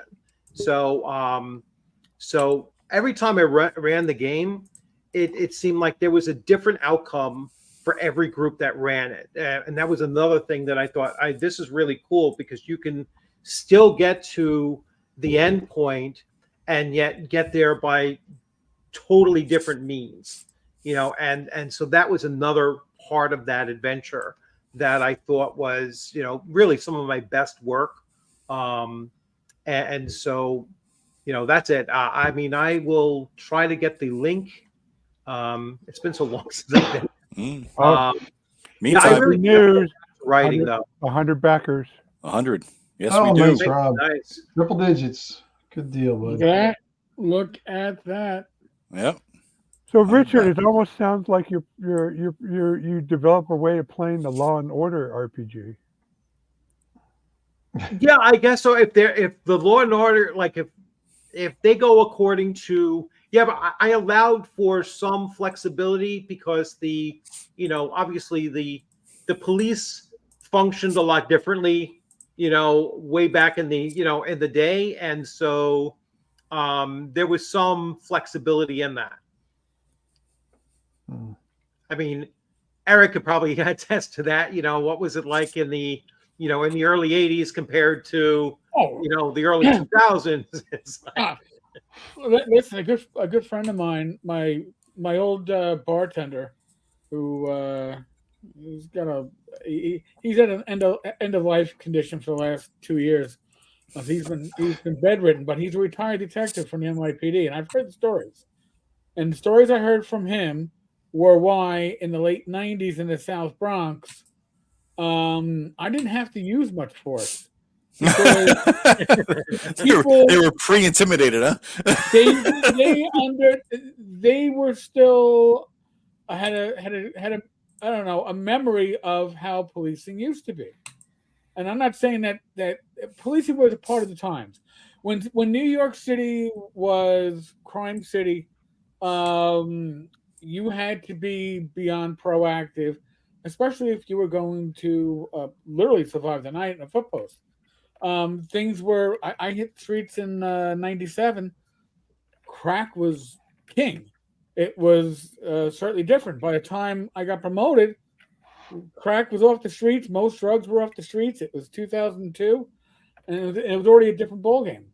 But I get off topic for that. I think the best thing that ever happened to policing is body cameras, because the he said she said is taken away, and the possibility of a cop stepping over the line is still there, but greatly decreased when Big Brother was watching you. So, I mean, I didn't feel that way when we were testing them, but I've certainly learned that over the years it was probably the best thing to happen to policing in the United States, bar none. So, I think it gives cops a level of protection too. You know what I mean? Against lawsuits and all the other nonsense that happened for he well, did this. yeah, I mean, there's a when we started testing that back in 2015 in the NYPD, and that's when I was in the command center in IAB, and there were about I don't know 60 cameras citywide for a department of 36,000. But somebody would, a complaint would come in. It's like, oh, is that a bot? That's a body camera. Is that a body camera cop? Oh, it is. All right, tell the precinct we gotta pull the video, and 19 times out of 20, the cop was literally exonerated, and it changed my opinion of it. It's because, and it's not because people make complaints necessarily because they're assholes to make complaints. If you're involved in a stressful situation and you're dealing with a position of authority that's probably not treating you the way you want to be treated, you are going to remember it a certain way. That is human nature. Perspective. You're not lying if you remember it a certain way. This is what you remember. But the video will show you exactly what happened. So you don't get two different stories. You get two different stories and video proof, and then take it from there. I just think it's great. But you can never police back in prohibition with that. Never would have worked. So this question is probably more for you, Eric, since you follow so many Kickstarters. Uh-oh. My opinion is if there's a handling component where you actually have to handle the items themselves, that's where you really start to lose out. If you have too many backers. If you are, and when you say handling, I'm guessing that you mean you're doing fulfillment, right? You're doing print on demand via drive-through. So drive-through, Or you're putting together the ones I know about, all in seem to crash and burn on assembling the box sets. Well, look, first, listen. If you talk to Zach Laser from Frog God Games, his first Kickstarter as his own company before he became part of Frog God, he did multiple things that he should never have done. He did Miniatures. a box set. And he did fucking miniatures. Yeah. Right? Oh, miniatures. And not plastic miniatures. These are lead metal freaking miniatures. And, I got that. And he was successful, and he didn't lose money on it. But that is the don't do what I do type of deal. He did a great job with that. But, when you as a Kickstarter creator can literally lower the bar of your own involvement, and you can have print on demand and the drive-through codes delivered by drive-through. Yep. It is a great tool. That's why you have companies like BackerKit, which, by the way, BackerKit is now turning into its own version of Kickstarter. It is crowdfunding in addition, but BackerKit says, "Hey, we'll do the logistics. We'll take care of all that." But then, of course, they're taking a good chunk of your profits along with it. Hey, Eric, can you share my screen? Because we got 1991 right now. 2011, guys. Oh, it just did. Look at that. There you go. There you go. It was a very good year. Wow, Rob, yeah, 107 backers. You Well, I Look at guess the that. next beat it one is both. to beat. Let's see. How did my Majestic Fantasy do? Let's see. Where is that? So I didn't guess get the email yet. other than the obvious I three. got- No, got I the didn't get email. any email either. Well, here's the thing: like when they're sending out Spam 7,000 folder. emails, if they send out 7,000 in one shot, they get caught by all the spam filters. Yeah, it's true. So I got my Oh, email. yeah. I can see it in my box, but it usually goes out over the course of 2 to 3 hours. Okay. Gotcha. So my my Majestic Fantasy Kickstarter was 272 backers, $3,156. So and By the way, it's guys, How not many backers even was it again, Rob? not even 2 hours. God, yeah, you're killing it, Rob. How many backers was your last one? I didn't hear you. 272. Oh, yeah. Well, this one's so like not generic, but it's a meta product. Yeah. You know, Yeah. so it's Anybody gonna can use it. yeah, so it's gonna just encompass so many people's needs and everything, and I think you'll do just a matter of getting the word out there. And do you have any more? You know, I know Eric's the biggest cheese on the block, but do you got any more cheeses you're gonna bite from? Well, I have. Let me get it. Who's that other guy you were gonna do? Yeah, I'm looking Phrasing. Oh yeah. Well, trust If me, you I do would. that twisting beast guy, I understand you got to pay money for that.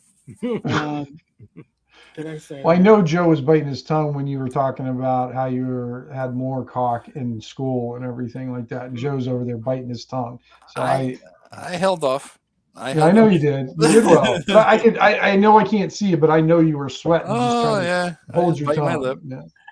Yeah. Oh yeah. But- So he has the. I couldn't show me. His name is Damon. He has a YouTube channel reviewing stuff. Yeah, I followed him because he did just like Richard's channel. I followed him because of Joe, and I'm following this guy because of you. Yeah, You that's what I know, figured. This simulcast, Eric, has got to help us. Whoever you have on it, they got a channel simulcast it. Rob, So what makes me happy about this guy that he reviewed Black Marsh on his own, and it's his best. He tells me he has over 4K view, which is crazy for his channel. Nice. So, and you don't even know the name of his channel, Rob. I can't pimp it if I don't. Brand new. Cut me a slack. wait a minute. Hold on, I got it. His Actually, channel, Eric, that's my top seller because it was free. I believe it. And I didn't realize it like at the Control. time because I was like, why aren't I getting the badges for it? And they said you have to charge 20 cents. 20 cents. So it's almost at 500. So I was like, that's got to be like, at the time I was like, where's Copper? Copper's supposed to come at 50, and then right. and then when it hit silver, I was like, so I contacted the person. They have great liaisons over there for, people brand new to putting on stuff on drive-through. And then she got back to me and she says, oh no, you got to charge. You got to have money involved. 20 cents in order for. I was like, well, that's stupid. I was like, it kind of prevents you from just giving something out freely. That's why you make it. So, pro tip. But yeah, when I say, and I'm upfront on this on my Kickstarter, when I say add cost, I add 50 cents on top of it. I guess I didn't need to add 50 cents. I could add 25 cents. But when I first did it, they weren't really forthcoming on how much you had to add in order to. So I thought 50 cents. So that way, every when they buy their copies, it counts as a sale for me. Yeah. Well, yeah, that's what they said. Because I was like, how come some of these, like the first few, don't count as a sale at all? Anyway, they'll actually count as 0. But then they start giving you, credit for it. But I was like, oh, next time. But that particular table. Yeah. So anyway, to answer your question, Tim, he wants to interview me, so that's probably going to happen in about 2 to 3 weeks. How long? I forgot. How long's is it 30 day? 35 days. 35. Oh, 35. Okay. Because maybe I thought hopefully you can get some more in there. Yeah. more I, interviews. I was thinking you were saying you should get that like Phil Reed does, and I said, you know what, I'm going to also tack on an extra 5 days just to make up for my not doing that in the first place. Yeah, you could do worse than watch Phil. Watch Phil Reed and how he does stuff. I mean, it's not like he does like I don't know 20 a year, something like that. So yeah, no, that's good. I'm good. That's good. Yeah, I've been watching it after he reviewed your Black Marsh. I've been watching it. It's funny thing is I never watched YouTube. I just never got into it, and it hasn't been until because these knuckleheads that's all they do all day is they sit at work and then share dumbass YouTube videos. And it's just I don't even know what the last one you sent, Joe. I had to shut it off. What was it? Oh, I don't even remember. I don't even cheat. know. I gotta admit, I cheat. Apparently I found out that there's add-on for ChatGTP that will read the video. So anytime they send one of these things, Rob, you got to listen to this. Because guy, I'm deaf, but for me, it's not just volume. It's also because it's nerve damage. It hit my comprehension, so it's a challenge for me to. It's just ever so slightly more difficult for me to listen something, to watch something. So what I do is I feed it through ChatGPT and I say, ChatGPT, summarize this video for me, and it does. And then if it looks like something that I'm going to be discussing, I'll go further and say, ChatGPT, give me a transcript of this video, and then I'll make sure that's actually what the video says, because the damn thing still hallucinates.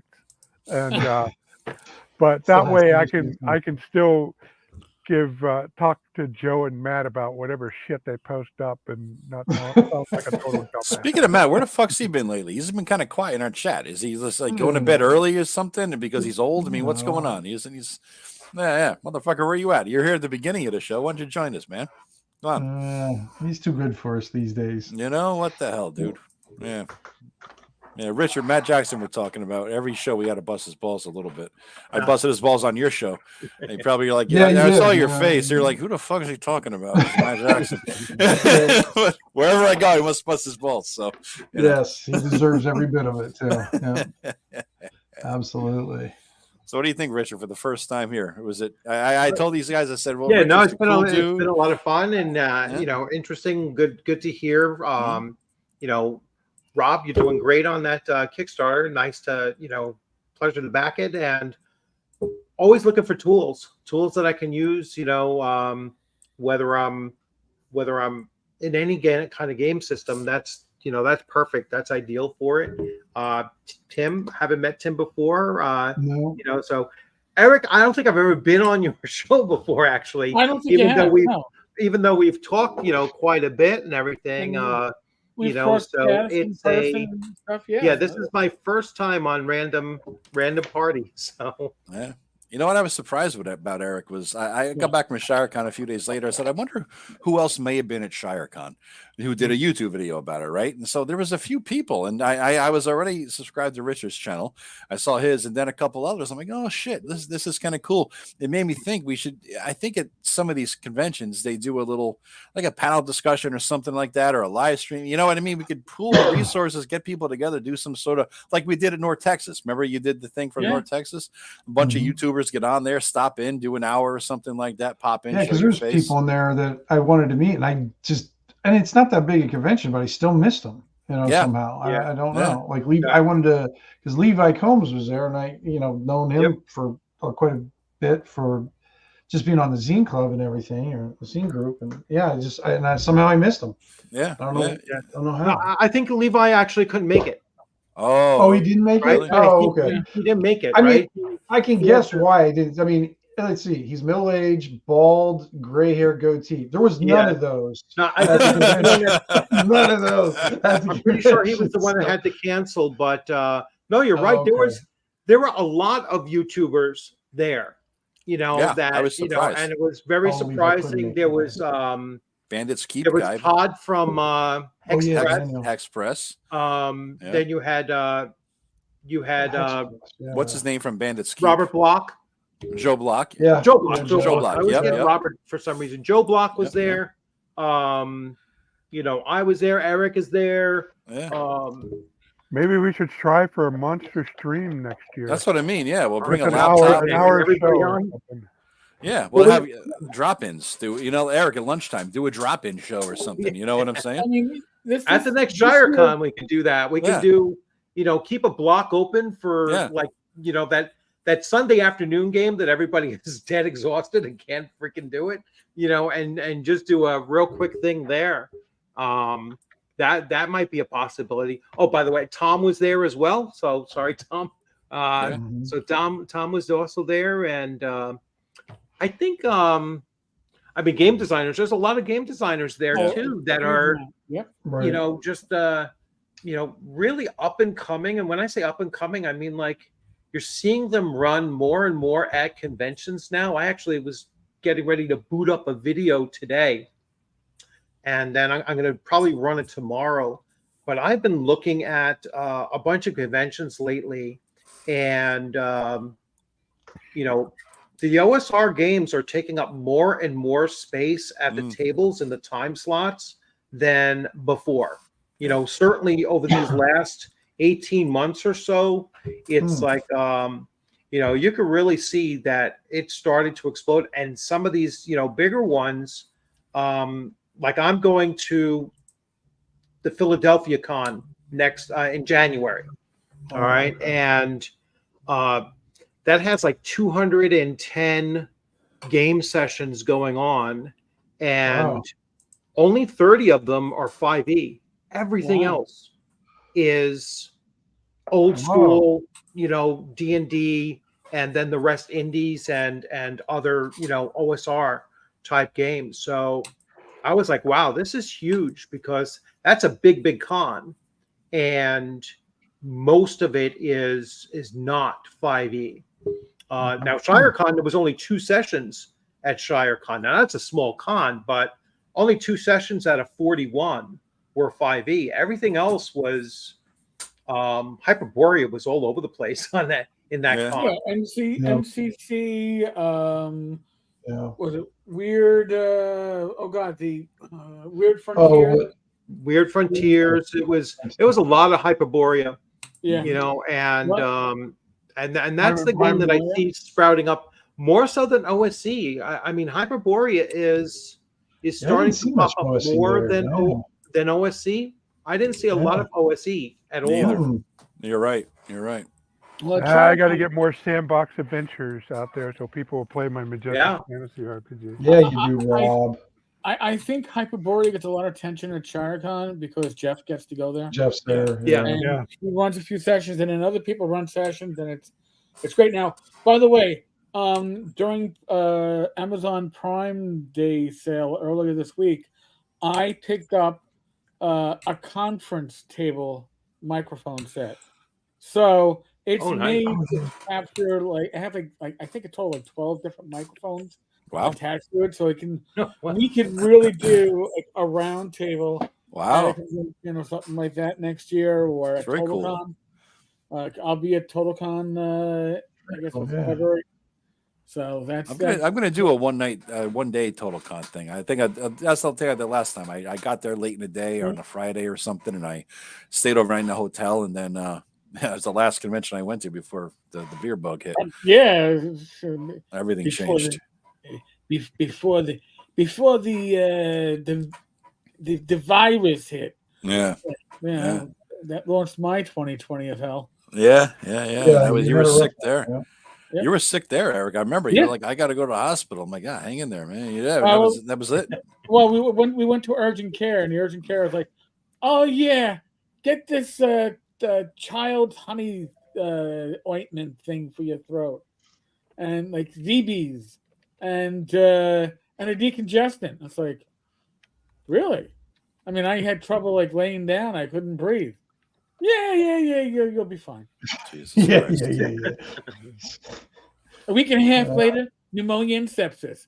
Woohoo! Yeah.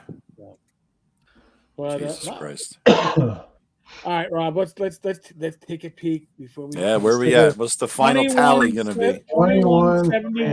All right, man. Less than 2 hours. You're at 3 times. Yep, That's Yeah, three let me times see your if I can funding. see how many my conversion rate is. What do you mean? Don't look at that, Rob. Don't look at that. Conversion rates are not very good. But if it's which were you talking about from the Following to backers. followers? All right. How many? What is it at? 16%. 16. Okay. Doug In warned me. less Doug than warned me 2 about Yeah, I hours. told you that if you can get it above, I think it's 30%, you're doing really well. And right, Rob, that's Yeah. 30% after 35 days. You have 16% Right. in less Yeah. than 2 hours. Yeah, exactly. Yeah. So Let the word you're go not out, doing man. too shabby. Yeah. You know, let the word go out. People are going to look at this. They're going to, check their bank account. Look at it's only $20. Fuck yeah, they got time. Yeah. And you're going to spam them a few more times from the old backers who, send them. You send emails from your old backers, right, Rob? Oh From yeah. your old Kickstarter. But Okay. the one I really want to see pay off is all my Black Marsh Yeah. customers. There's 7,000 emails. Yeah. And you know what? So my Wildlands customers and my Majestic Fantasy. Yeah. I have That's a lot good. of Wildlands.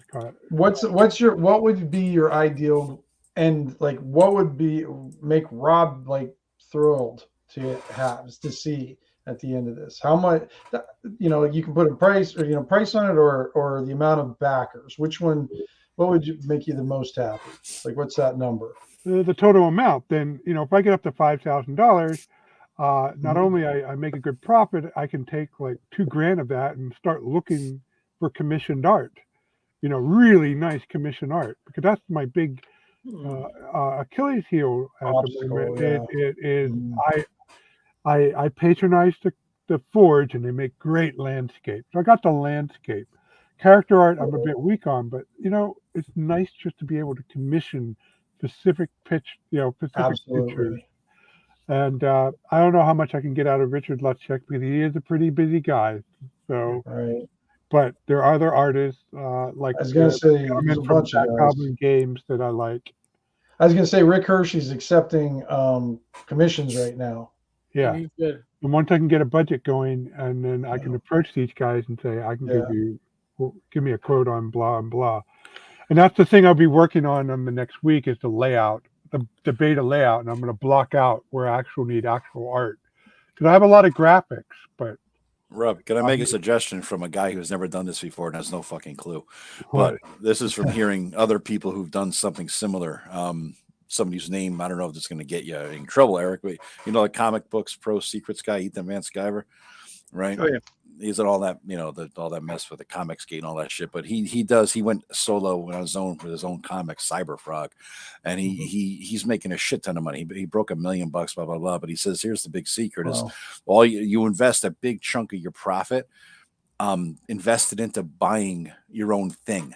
Right. So Rob, buy 50 copies of How to Run a Fantasy Sandbox. Next time you go to ShireCon, you sell some.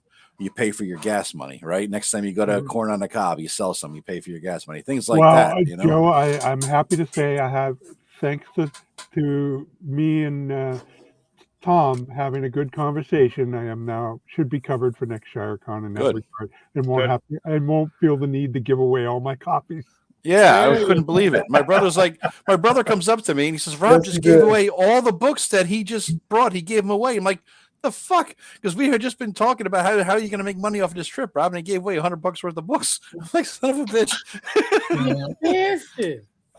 So I got a couple bucks out of 3 individuals. They had the cash and they gave it to me and I accepted it. But really, I just need to let Tom know ahead of time, and they can do the for a fee, but which is fine. Yeah. They can do the fulfillment. But the good news is Blackblade came. Blackblade still has my Waterland stock, and of course my regular stuff. And they finished up the convention season, and I got over $700 this year. Oh, that's nice, Rob. Nice. And then, like, anytime you want to set up a table, like if you and I, are going to go to the same con, we can cover your table, during those times too that you can't be there or whatnot. Yeah. So we got to figure out the Stripe business and see what the deal with that. If that's not onerous. I know you got to figure out Stripe going, and one of us can take an iPad or whatever the hell that we need for it. I have an iPad. and then we'll be firing on all cylinders on our. And Tim, just to, not to let you off the hook here, print up some fucking zines and shit and bring them with you, man. I know. But I know I'm one of those ones. I'm like the worst seller of my own shit. I hate. Yeah. And especially it's sort of like, I don't know. Well, I mean, the reason why I didn't, of course, do anything this time is because I wanted to hang out with you guys. Yeah. So I was there more to hang out with Eric and not Rob, because I know Rob all the time. But, you and your brother and stuff. But eventually, if it expands the time amounts and everything, I mean, who knows? Right? Yeah. I might bring something down, and then we can all just just if they want to can get some Eric's. When's your continual light continuing again, then, Eric? When's that one? Continual light. Well, I'm gonna have to figure out what license it goes under. Are they gonna? You're still working on all that. of them, Eric. Just that's what I'm going to do. I'm going to release or OGL and CCTBY. Yeah, but then all the licenses will be longer than his book, Rob. No, that's the beauty of it. The only one you actually have to print, and you can ignore the OGL if you want. But the CCTBY and the ORC, you just got to. It would just take up a half page total. Yeah, Elle, you are right. I didn't sign it. I didn't sign any of the Swords and Wizardry Light they gave out. I used to keep a pen with me for that, but I'm a nobody. So, no, I didn't sign any of the Swords and Wizardry Light they gave out. Although I did see a pretty cool home-printed copy of Continual Light. Yeah, that was nice. Is that the one was a spiral-bound one there? Yeah, it was going around. I did. That was like awesome. I didn't get a signed copy of the handouts, but they were great handouts. Those are some of the best handouts I've ever gotten at a con. So those are awesome handouts. It's sadly, what's left of those. Like I kept one of each of the each of the 4 classes, because my pack Guinness came with 8. I used to have a whole stack of them, but some of them were like short printed. So I don't know what's left at the Texas warehouse. I got to ask Bad Mike and get more, because they're very useful for that instant character creation at the table, which is how I love Swords and Wizardry Light. So now if you come back next year, run the same character, you can be like Tom and Tammy. You can level up to level 2. Yeah. I'll bring my wife, who keeps on losing her fucking character sheets over the years. I don't know. At some point, it's a conspiracy, right? One ShireCon, I gotta try have people making characters. I mean, I got the cards for it. I put a lot of work into making these, and they do work. They do allow people to make characters in 15 to 20 minutes. So. Yeah, but when I sit down at the table, I just want to roll dice and kill shit, man. You know what I mean? Joe, and every time you say that, it says, "Oh God damn it, I got to make pre-gens now." Yeah. He's got his own system too, Joe. So that's part of the process. That's true. Yeah. You want to sell your system. It's not like you're just playing OSC. He's selling the Majestic Wilderlands RPG too. I was just going to say, bouncing off of what Rob just said. When I was getting ready for my my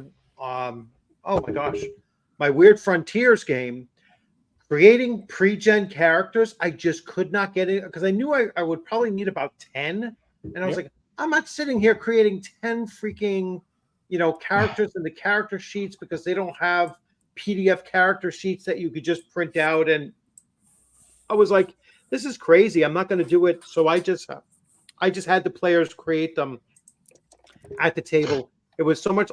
All I did was I limited the classes that they could play, so I didn't have to get too complicated, and I just let them go with that. These are the classes. I brought like 5 different classes that they could create from, and they can have as many multiples of the same class if they wanted to. That would be fine. And it worked out so much better, I think, than it also helps fill a 4-hour slot, because I don't think many one-shots actually last for that much more than 3 hours anyway. So you can devote a half an hour to character creation, and I think it just works better. Well, I tell you, Richard, if you have a bunch of experienced harm player running your medieval sandbox, playing your medieval sandbox, it may not even last 1 hour. That was Actually, I last think year. it lasts for an hour and a half, but still, oh gosh, they really role But played I well. think have a backup, bro, because what Tammy just said, pre-gens, we were super late, jumped in, and it worked like we had been there the whole time. No Yeah. giant pause. Yeah, so that have a backup in case somebody's late, because that does happen, right? Yeah. So yeah. Well, I have a stable now. Now, thanks to these two Shire cons and Yeah. making pre-gens, now I have a little folder filled with pre-gens. So, And I got Yeah, these old that's cranky good. bastards up from the Muppet Show. There's a, for Matt Jackson, so it feels Yeah. like For he's here Matt, too. yeah. You know. By the way, Rob, so you have triple. You are 22-21, so that Yeah. is That's awesome. awesome. Well, now 120 backers. yeah. Nice. So I'm thinking when you hit 10 times your goal, like the $7,000 mark, we get the scantily clad pinup of Rob Conley. Oh, No, baby. no. I am not Jim Raggy. I am taking my pledge away. I'm bringing my pledge down to $1. Down to $1. There we go. What scares me, you had that ready to go. Oh, of course. That's I what have them all ready to Oh go. God, what is wrong with you, Joe? What is wrong Let's with ask the great Sarnak what is wrong with Joe.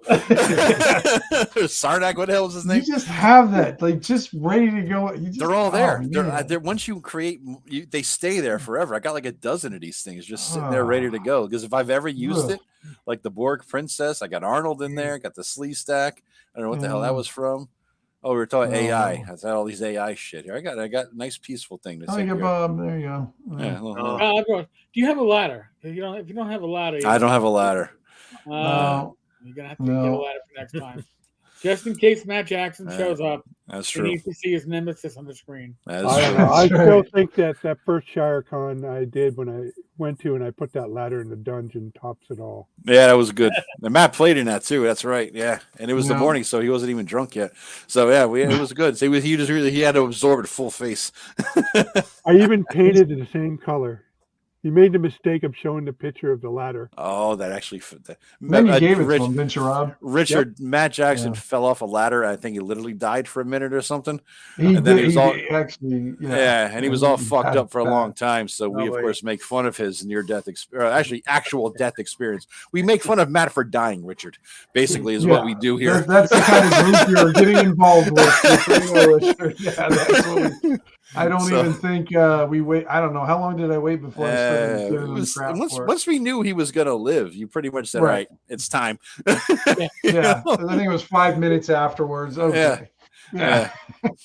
So when I play face to face, Richard, I'm big into using miniatures and Dwarven Forge, and of course, among all the props I have are little tiny ladders. So when he displayed that picture of the ladder, I knew I'm going to paint one of those ladders the same color scheme, take it to ShireCon, and when I built out that dungeon that they were adventuring in, I was just going to place it in the corner and see if they would notice it, and Matt noticed it right away. That red ladder there, Rob. Yeah. Yep. All right. Before we go, what's the final tally? What are we looking at? Did we hit 22? Final 20? tally, I think it's still hit 22-41. All right, almost there. 121. In case you missed it, there's a link on the bottom of the screen. 10cards-tavern.games/sandbox. That will take you right to Rob's Sandbox. And by the way, guys, I was able, Eric and Richard, what I was able to do here was while this was running, Richard put the link for his products in the chat here, and we posted it in our live chat. But I was able to edit on the fly the video that I'm live streaming and put that into the body of it. So it's kind of neat, That's you know? cool. Yeah. Kind of neat. Cool. Yeah, so it's in the description of the video. Now, along with Rob's Kickstarter link, you see a link for Richard's. I edited it on the fly. It's kind of cool. Yeah, Richard, if you look, it says edit video next to analytics and all that. Oh, okay. Yeah. I will double check that on mine. Let's see. I don't actually have mine open. Yeah, no, I try can not to open up. Yeah, you can actually do that on an iPad. Actually, No, you can't. you Yeah, can't. Yeah, yeah. I got. yeah. I've been avoiding trying to open up too many windows on this. Mhm. Even though it shouldn't be a problem, the last thing I would want is for it to bump out. I'll just Yeah. put all the links in the first pegged comment. That way everyone that's going in can just see it right there too. And Richard's channel is Unscripted and Unchained RPG Review, guys. Yeah, and he does a lot of, because ever since I joined him, my subscription thing has been going. Dang, you produce a lot of videos, He don't does. Retirement is a glorious thing. Yeah. Retirement is a glorious thing. It's probably only like I don't know how people do like 3 videos a day. Oh God! Gosh. I was like, We're quartering 4 videos on live stream every that's day. a level of retirement that I don't think I'll achieve. Yeah, Right. it's like the opposite of retiring. It's a full-time job. Yeah, that's a full-time job. I'm not looking to do that, but I probably do like three a week or something like that. I've been enjoying your videos and everything, Richard. So yeah, well, I appreciate that. Yeah, and good stuff. I try to mix it up as much as possible. I'm back on my Castles and Crusades because I saw that. Yeah. So the author of one of the mythology books actually chimed in and nice. fixed my New York pronunciation of Celtics to its. I saw that. Yeah, I saw that. I was like, I gave full disclosure that I was going to butcher every freaking Irish. Every freaking Irish pronunciation, including Celtics, because I know it. Sometimes it's Celts, and then other times it's never Celts. Well, basketball is always Celtics, but basketball always Celtics, and then and then he's blame them for all the mispronunciation. That's it. It's all Larry Bird's fucking fault. Yeah, it's like 70 years of NBA being next door to being next door to Boston, that that's whose fault it is. Yep. So I have an interesting statistic on the Kickstarter so far. So I have 2 backers who this is the first Kickstarter they backed in over a year. Wow. Brought him out of retirement. Or you cast a raised dead spell on him, either or, just to get him back. Well, Rob the Virgin Killer, huh? Maybe not an honorific you want to add to your name, but and now we're back to Baldur's Gate 3. Yes. All right. Before we go there, on that note, I actually haven't touched that in about a week. So I'm enjoying it. I'm enjoying it. Beyond the weird, funny. I haven't played it at all. I mean, there was a goddamn hill giant getting nailed by a bugbear or something. I'm like, what the fuck did I walk into? Then I had to kill him just because I get the horror out of my. All right, brain. I know that one too. I ended up having to fight them. There was like one of my characters that I was running through for some reason, like I was in the Druids Enclave, and everybody just started they accused me of harming children, and then I had to kill everybody. I avoided that. What the hell happened to where did this happen? I couldn't understand why I had to massacre everybody inside this place. And I was like, I did nothing wrong. Yeah, one little thing you mess up. Next I'm thing you know, you're whack. I'm innocent. Whack. Yeah. It was. Don't make me kill you, damn it. A necklace of children's ears around his neck.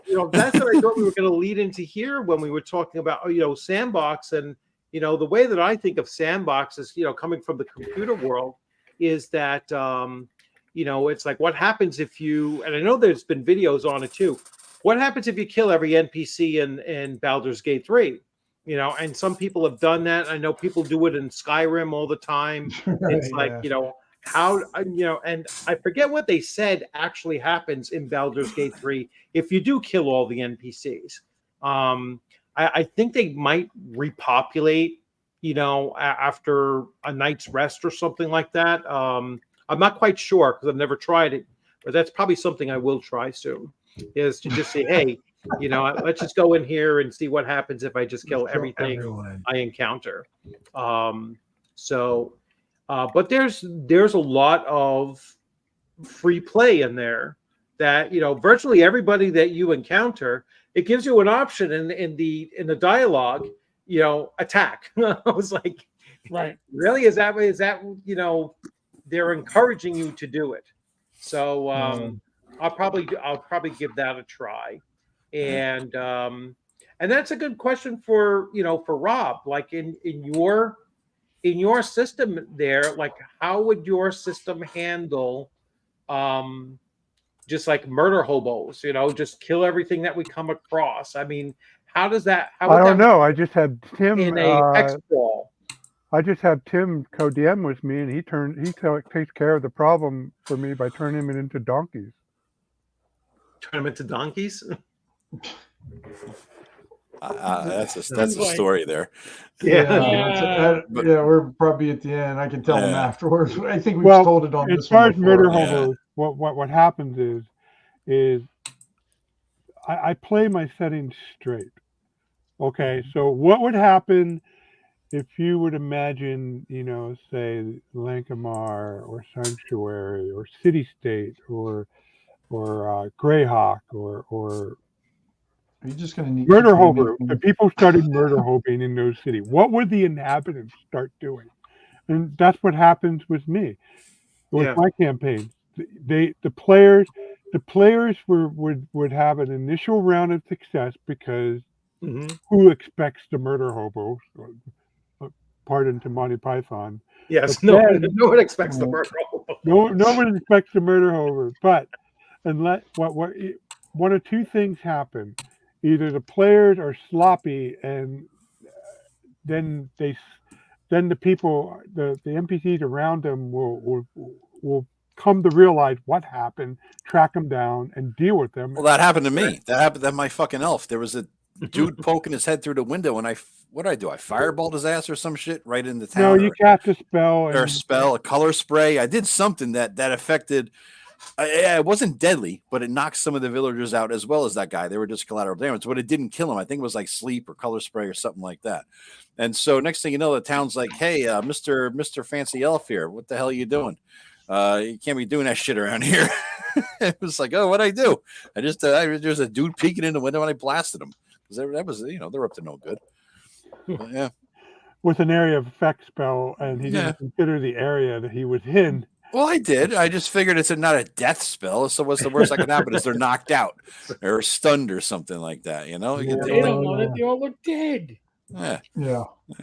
You stole their player agency, and so they attacked you. I certainly did. But the other thing that happens is that the players are smart, and even though they're murder hobo, they realize they don't overstay their welcome. They quickly hightail it out of the area.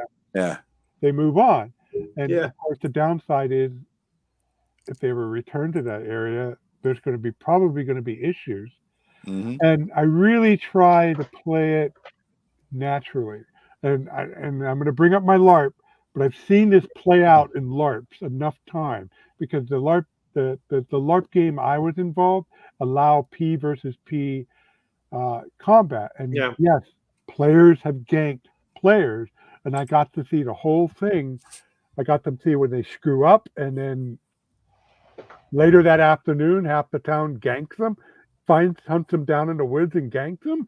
And I've seen it play out where the player managed to get into the woods, and his buddies won't give him up, so he comes back to the next event, and they hide him out.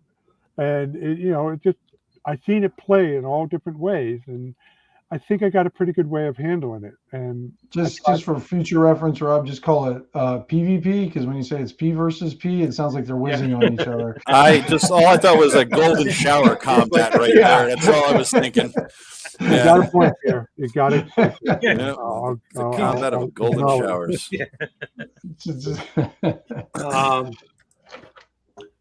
I've had some very interesting player versus player things and occurrences in my role playing as well, usually prompted by me, especially early on, where I coveted the magic, the ring of protection and the dagger that the fighter had, and he was annoying anyway, so he was very, very annoying. Here comes the justification. He was annoying anyway. There's nothing. There's no other greater motivation for killing somebody other than annoyance. Like if they're annoying, they had to go. So I conspired with the DM, and I was like, I'm not gonna come straight out and attack this guy, but I'm just looking for opportunities. And at one point, he was like a kind of guy that would just run his character into a room, not quite like a Leroy Jenkins. Yeah, this is decades long before that. But he did exactly that. He went into a room. I could tell looking in there that there was no other way out of it, and he was just going to get overwhelmed. And I spiked the door shut behind him, and then just waited for him to be killed. Then went in there and played it out. Had a burial and everything. Acted all like, I'll pay the $400, the 400 gold pieces to have him properly buried. And then, out of the money you looted, as soon as everybody was gone, dug him up, grabbed his items, and sold them off so that nobody else would see it. And I made like a 1,500 gold piece profit. And I was like, yes, And all my DM told me was, yeah, you're gonna have to be chaotic evil now. And I was like, all right, that's fine. It's like, well, you was like my campaign because I just said fuck alignment and just ditched it. So there's no alignment. So I don't either. Your ethic's your ethic. But I will say, Richard, one thing that seems to help with the murder hobo problem is one of the hard and fast rules I have for my campaign is first person role play. Now, you don't have to be an actor. I don't require that, but I will look players in the eye and role play first person. Right. And that seems to help because all of a sudden it seems like to the players feel like they're talking to an individual and not some piece on the board. And they're just ever so slightly less reluctant to pull out the sword and start ganking people left and right. I think these emails are going out and people are getting them, Rob, because you're racking them up now. You got a lull, and all of a sudden in the last half hour, I mean, you're up to 2381. 128 backers. All right, cool. Oh my God! So the Rob pinup may be a thing. Just nothing official. Nothing official.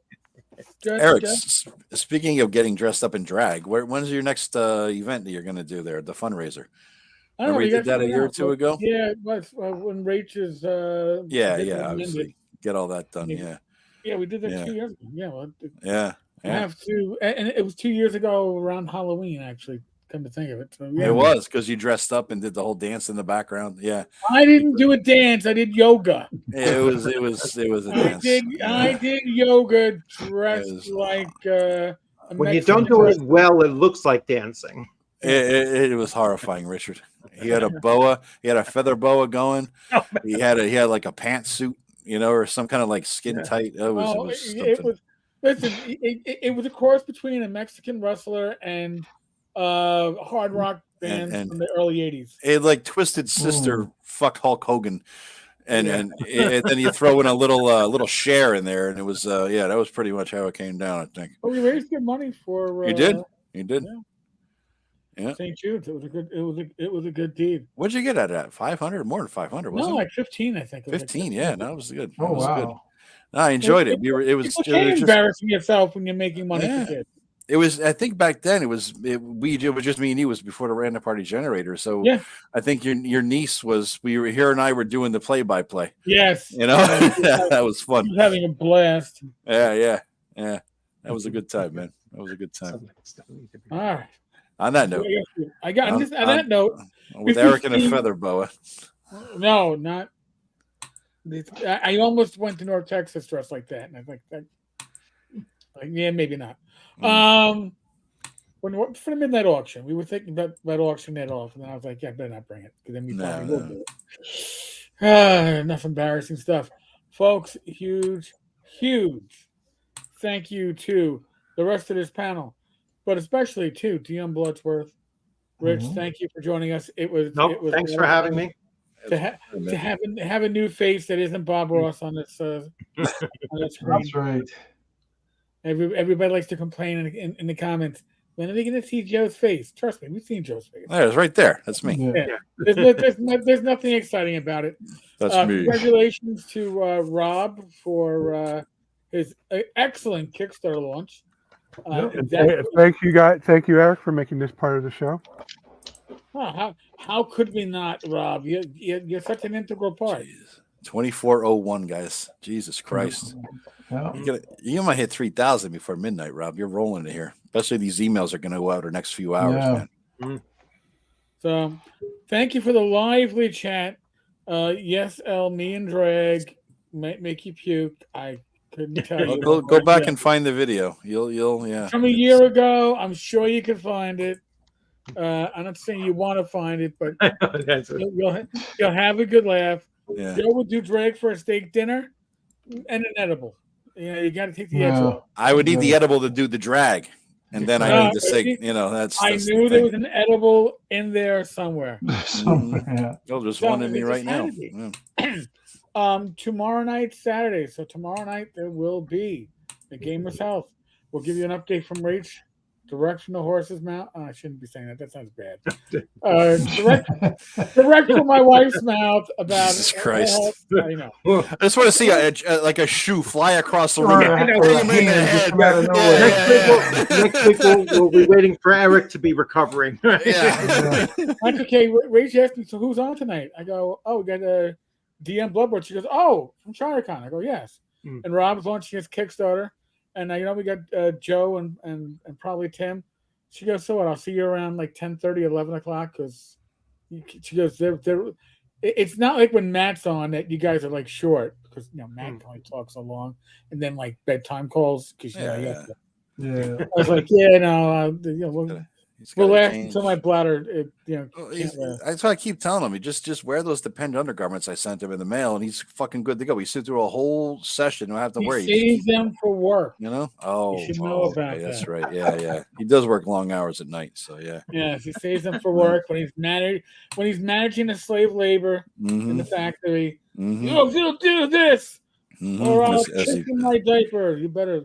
As he pees away, live streaming right there, basically. Don't make me stand in the bladder and take a pee in this diaper because I will do it, and you won't be happy because there could be leakage. Oh God! All right. Fans, huh? See now Rick's gonna be like, "Fuck this shit! I'm never coming." Yeah, that's it. Between golden showers and busting on Matt for dying, it's done. Richard's never coming back again. Right. Oh God. I blame the golden showers on Rob, though. Yeah, as always, be safe, be well. God bless. Roll this dice, roll them well. Tomorrow, live stream at 8 p.m. Other than that, Good night, guys. Later, y'all. Bye, guys. Take care, everyone. Nice meeting everyone. Take care.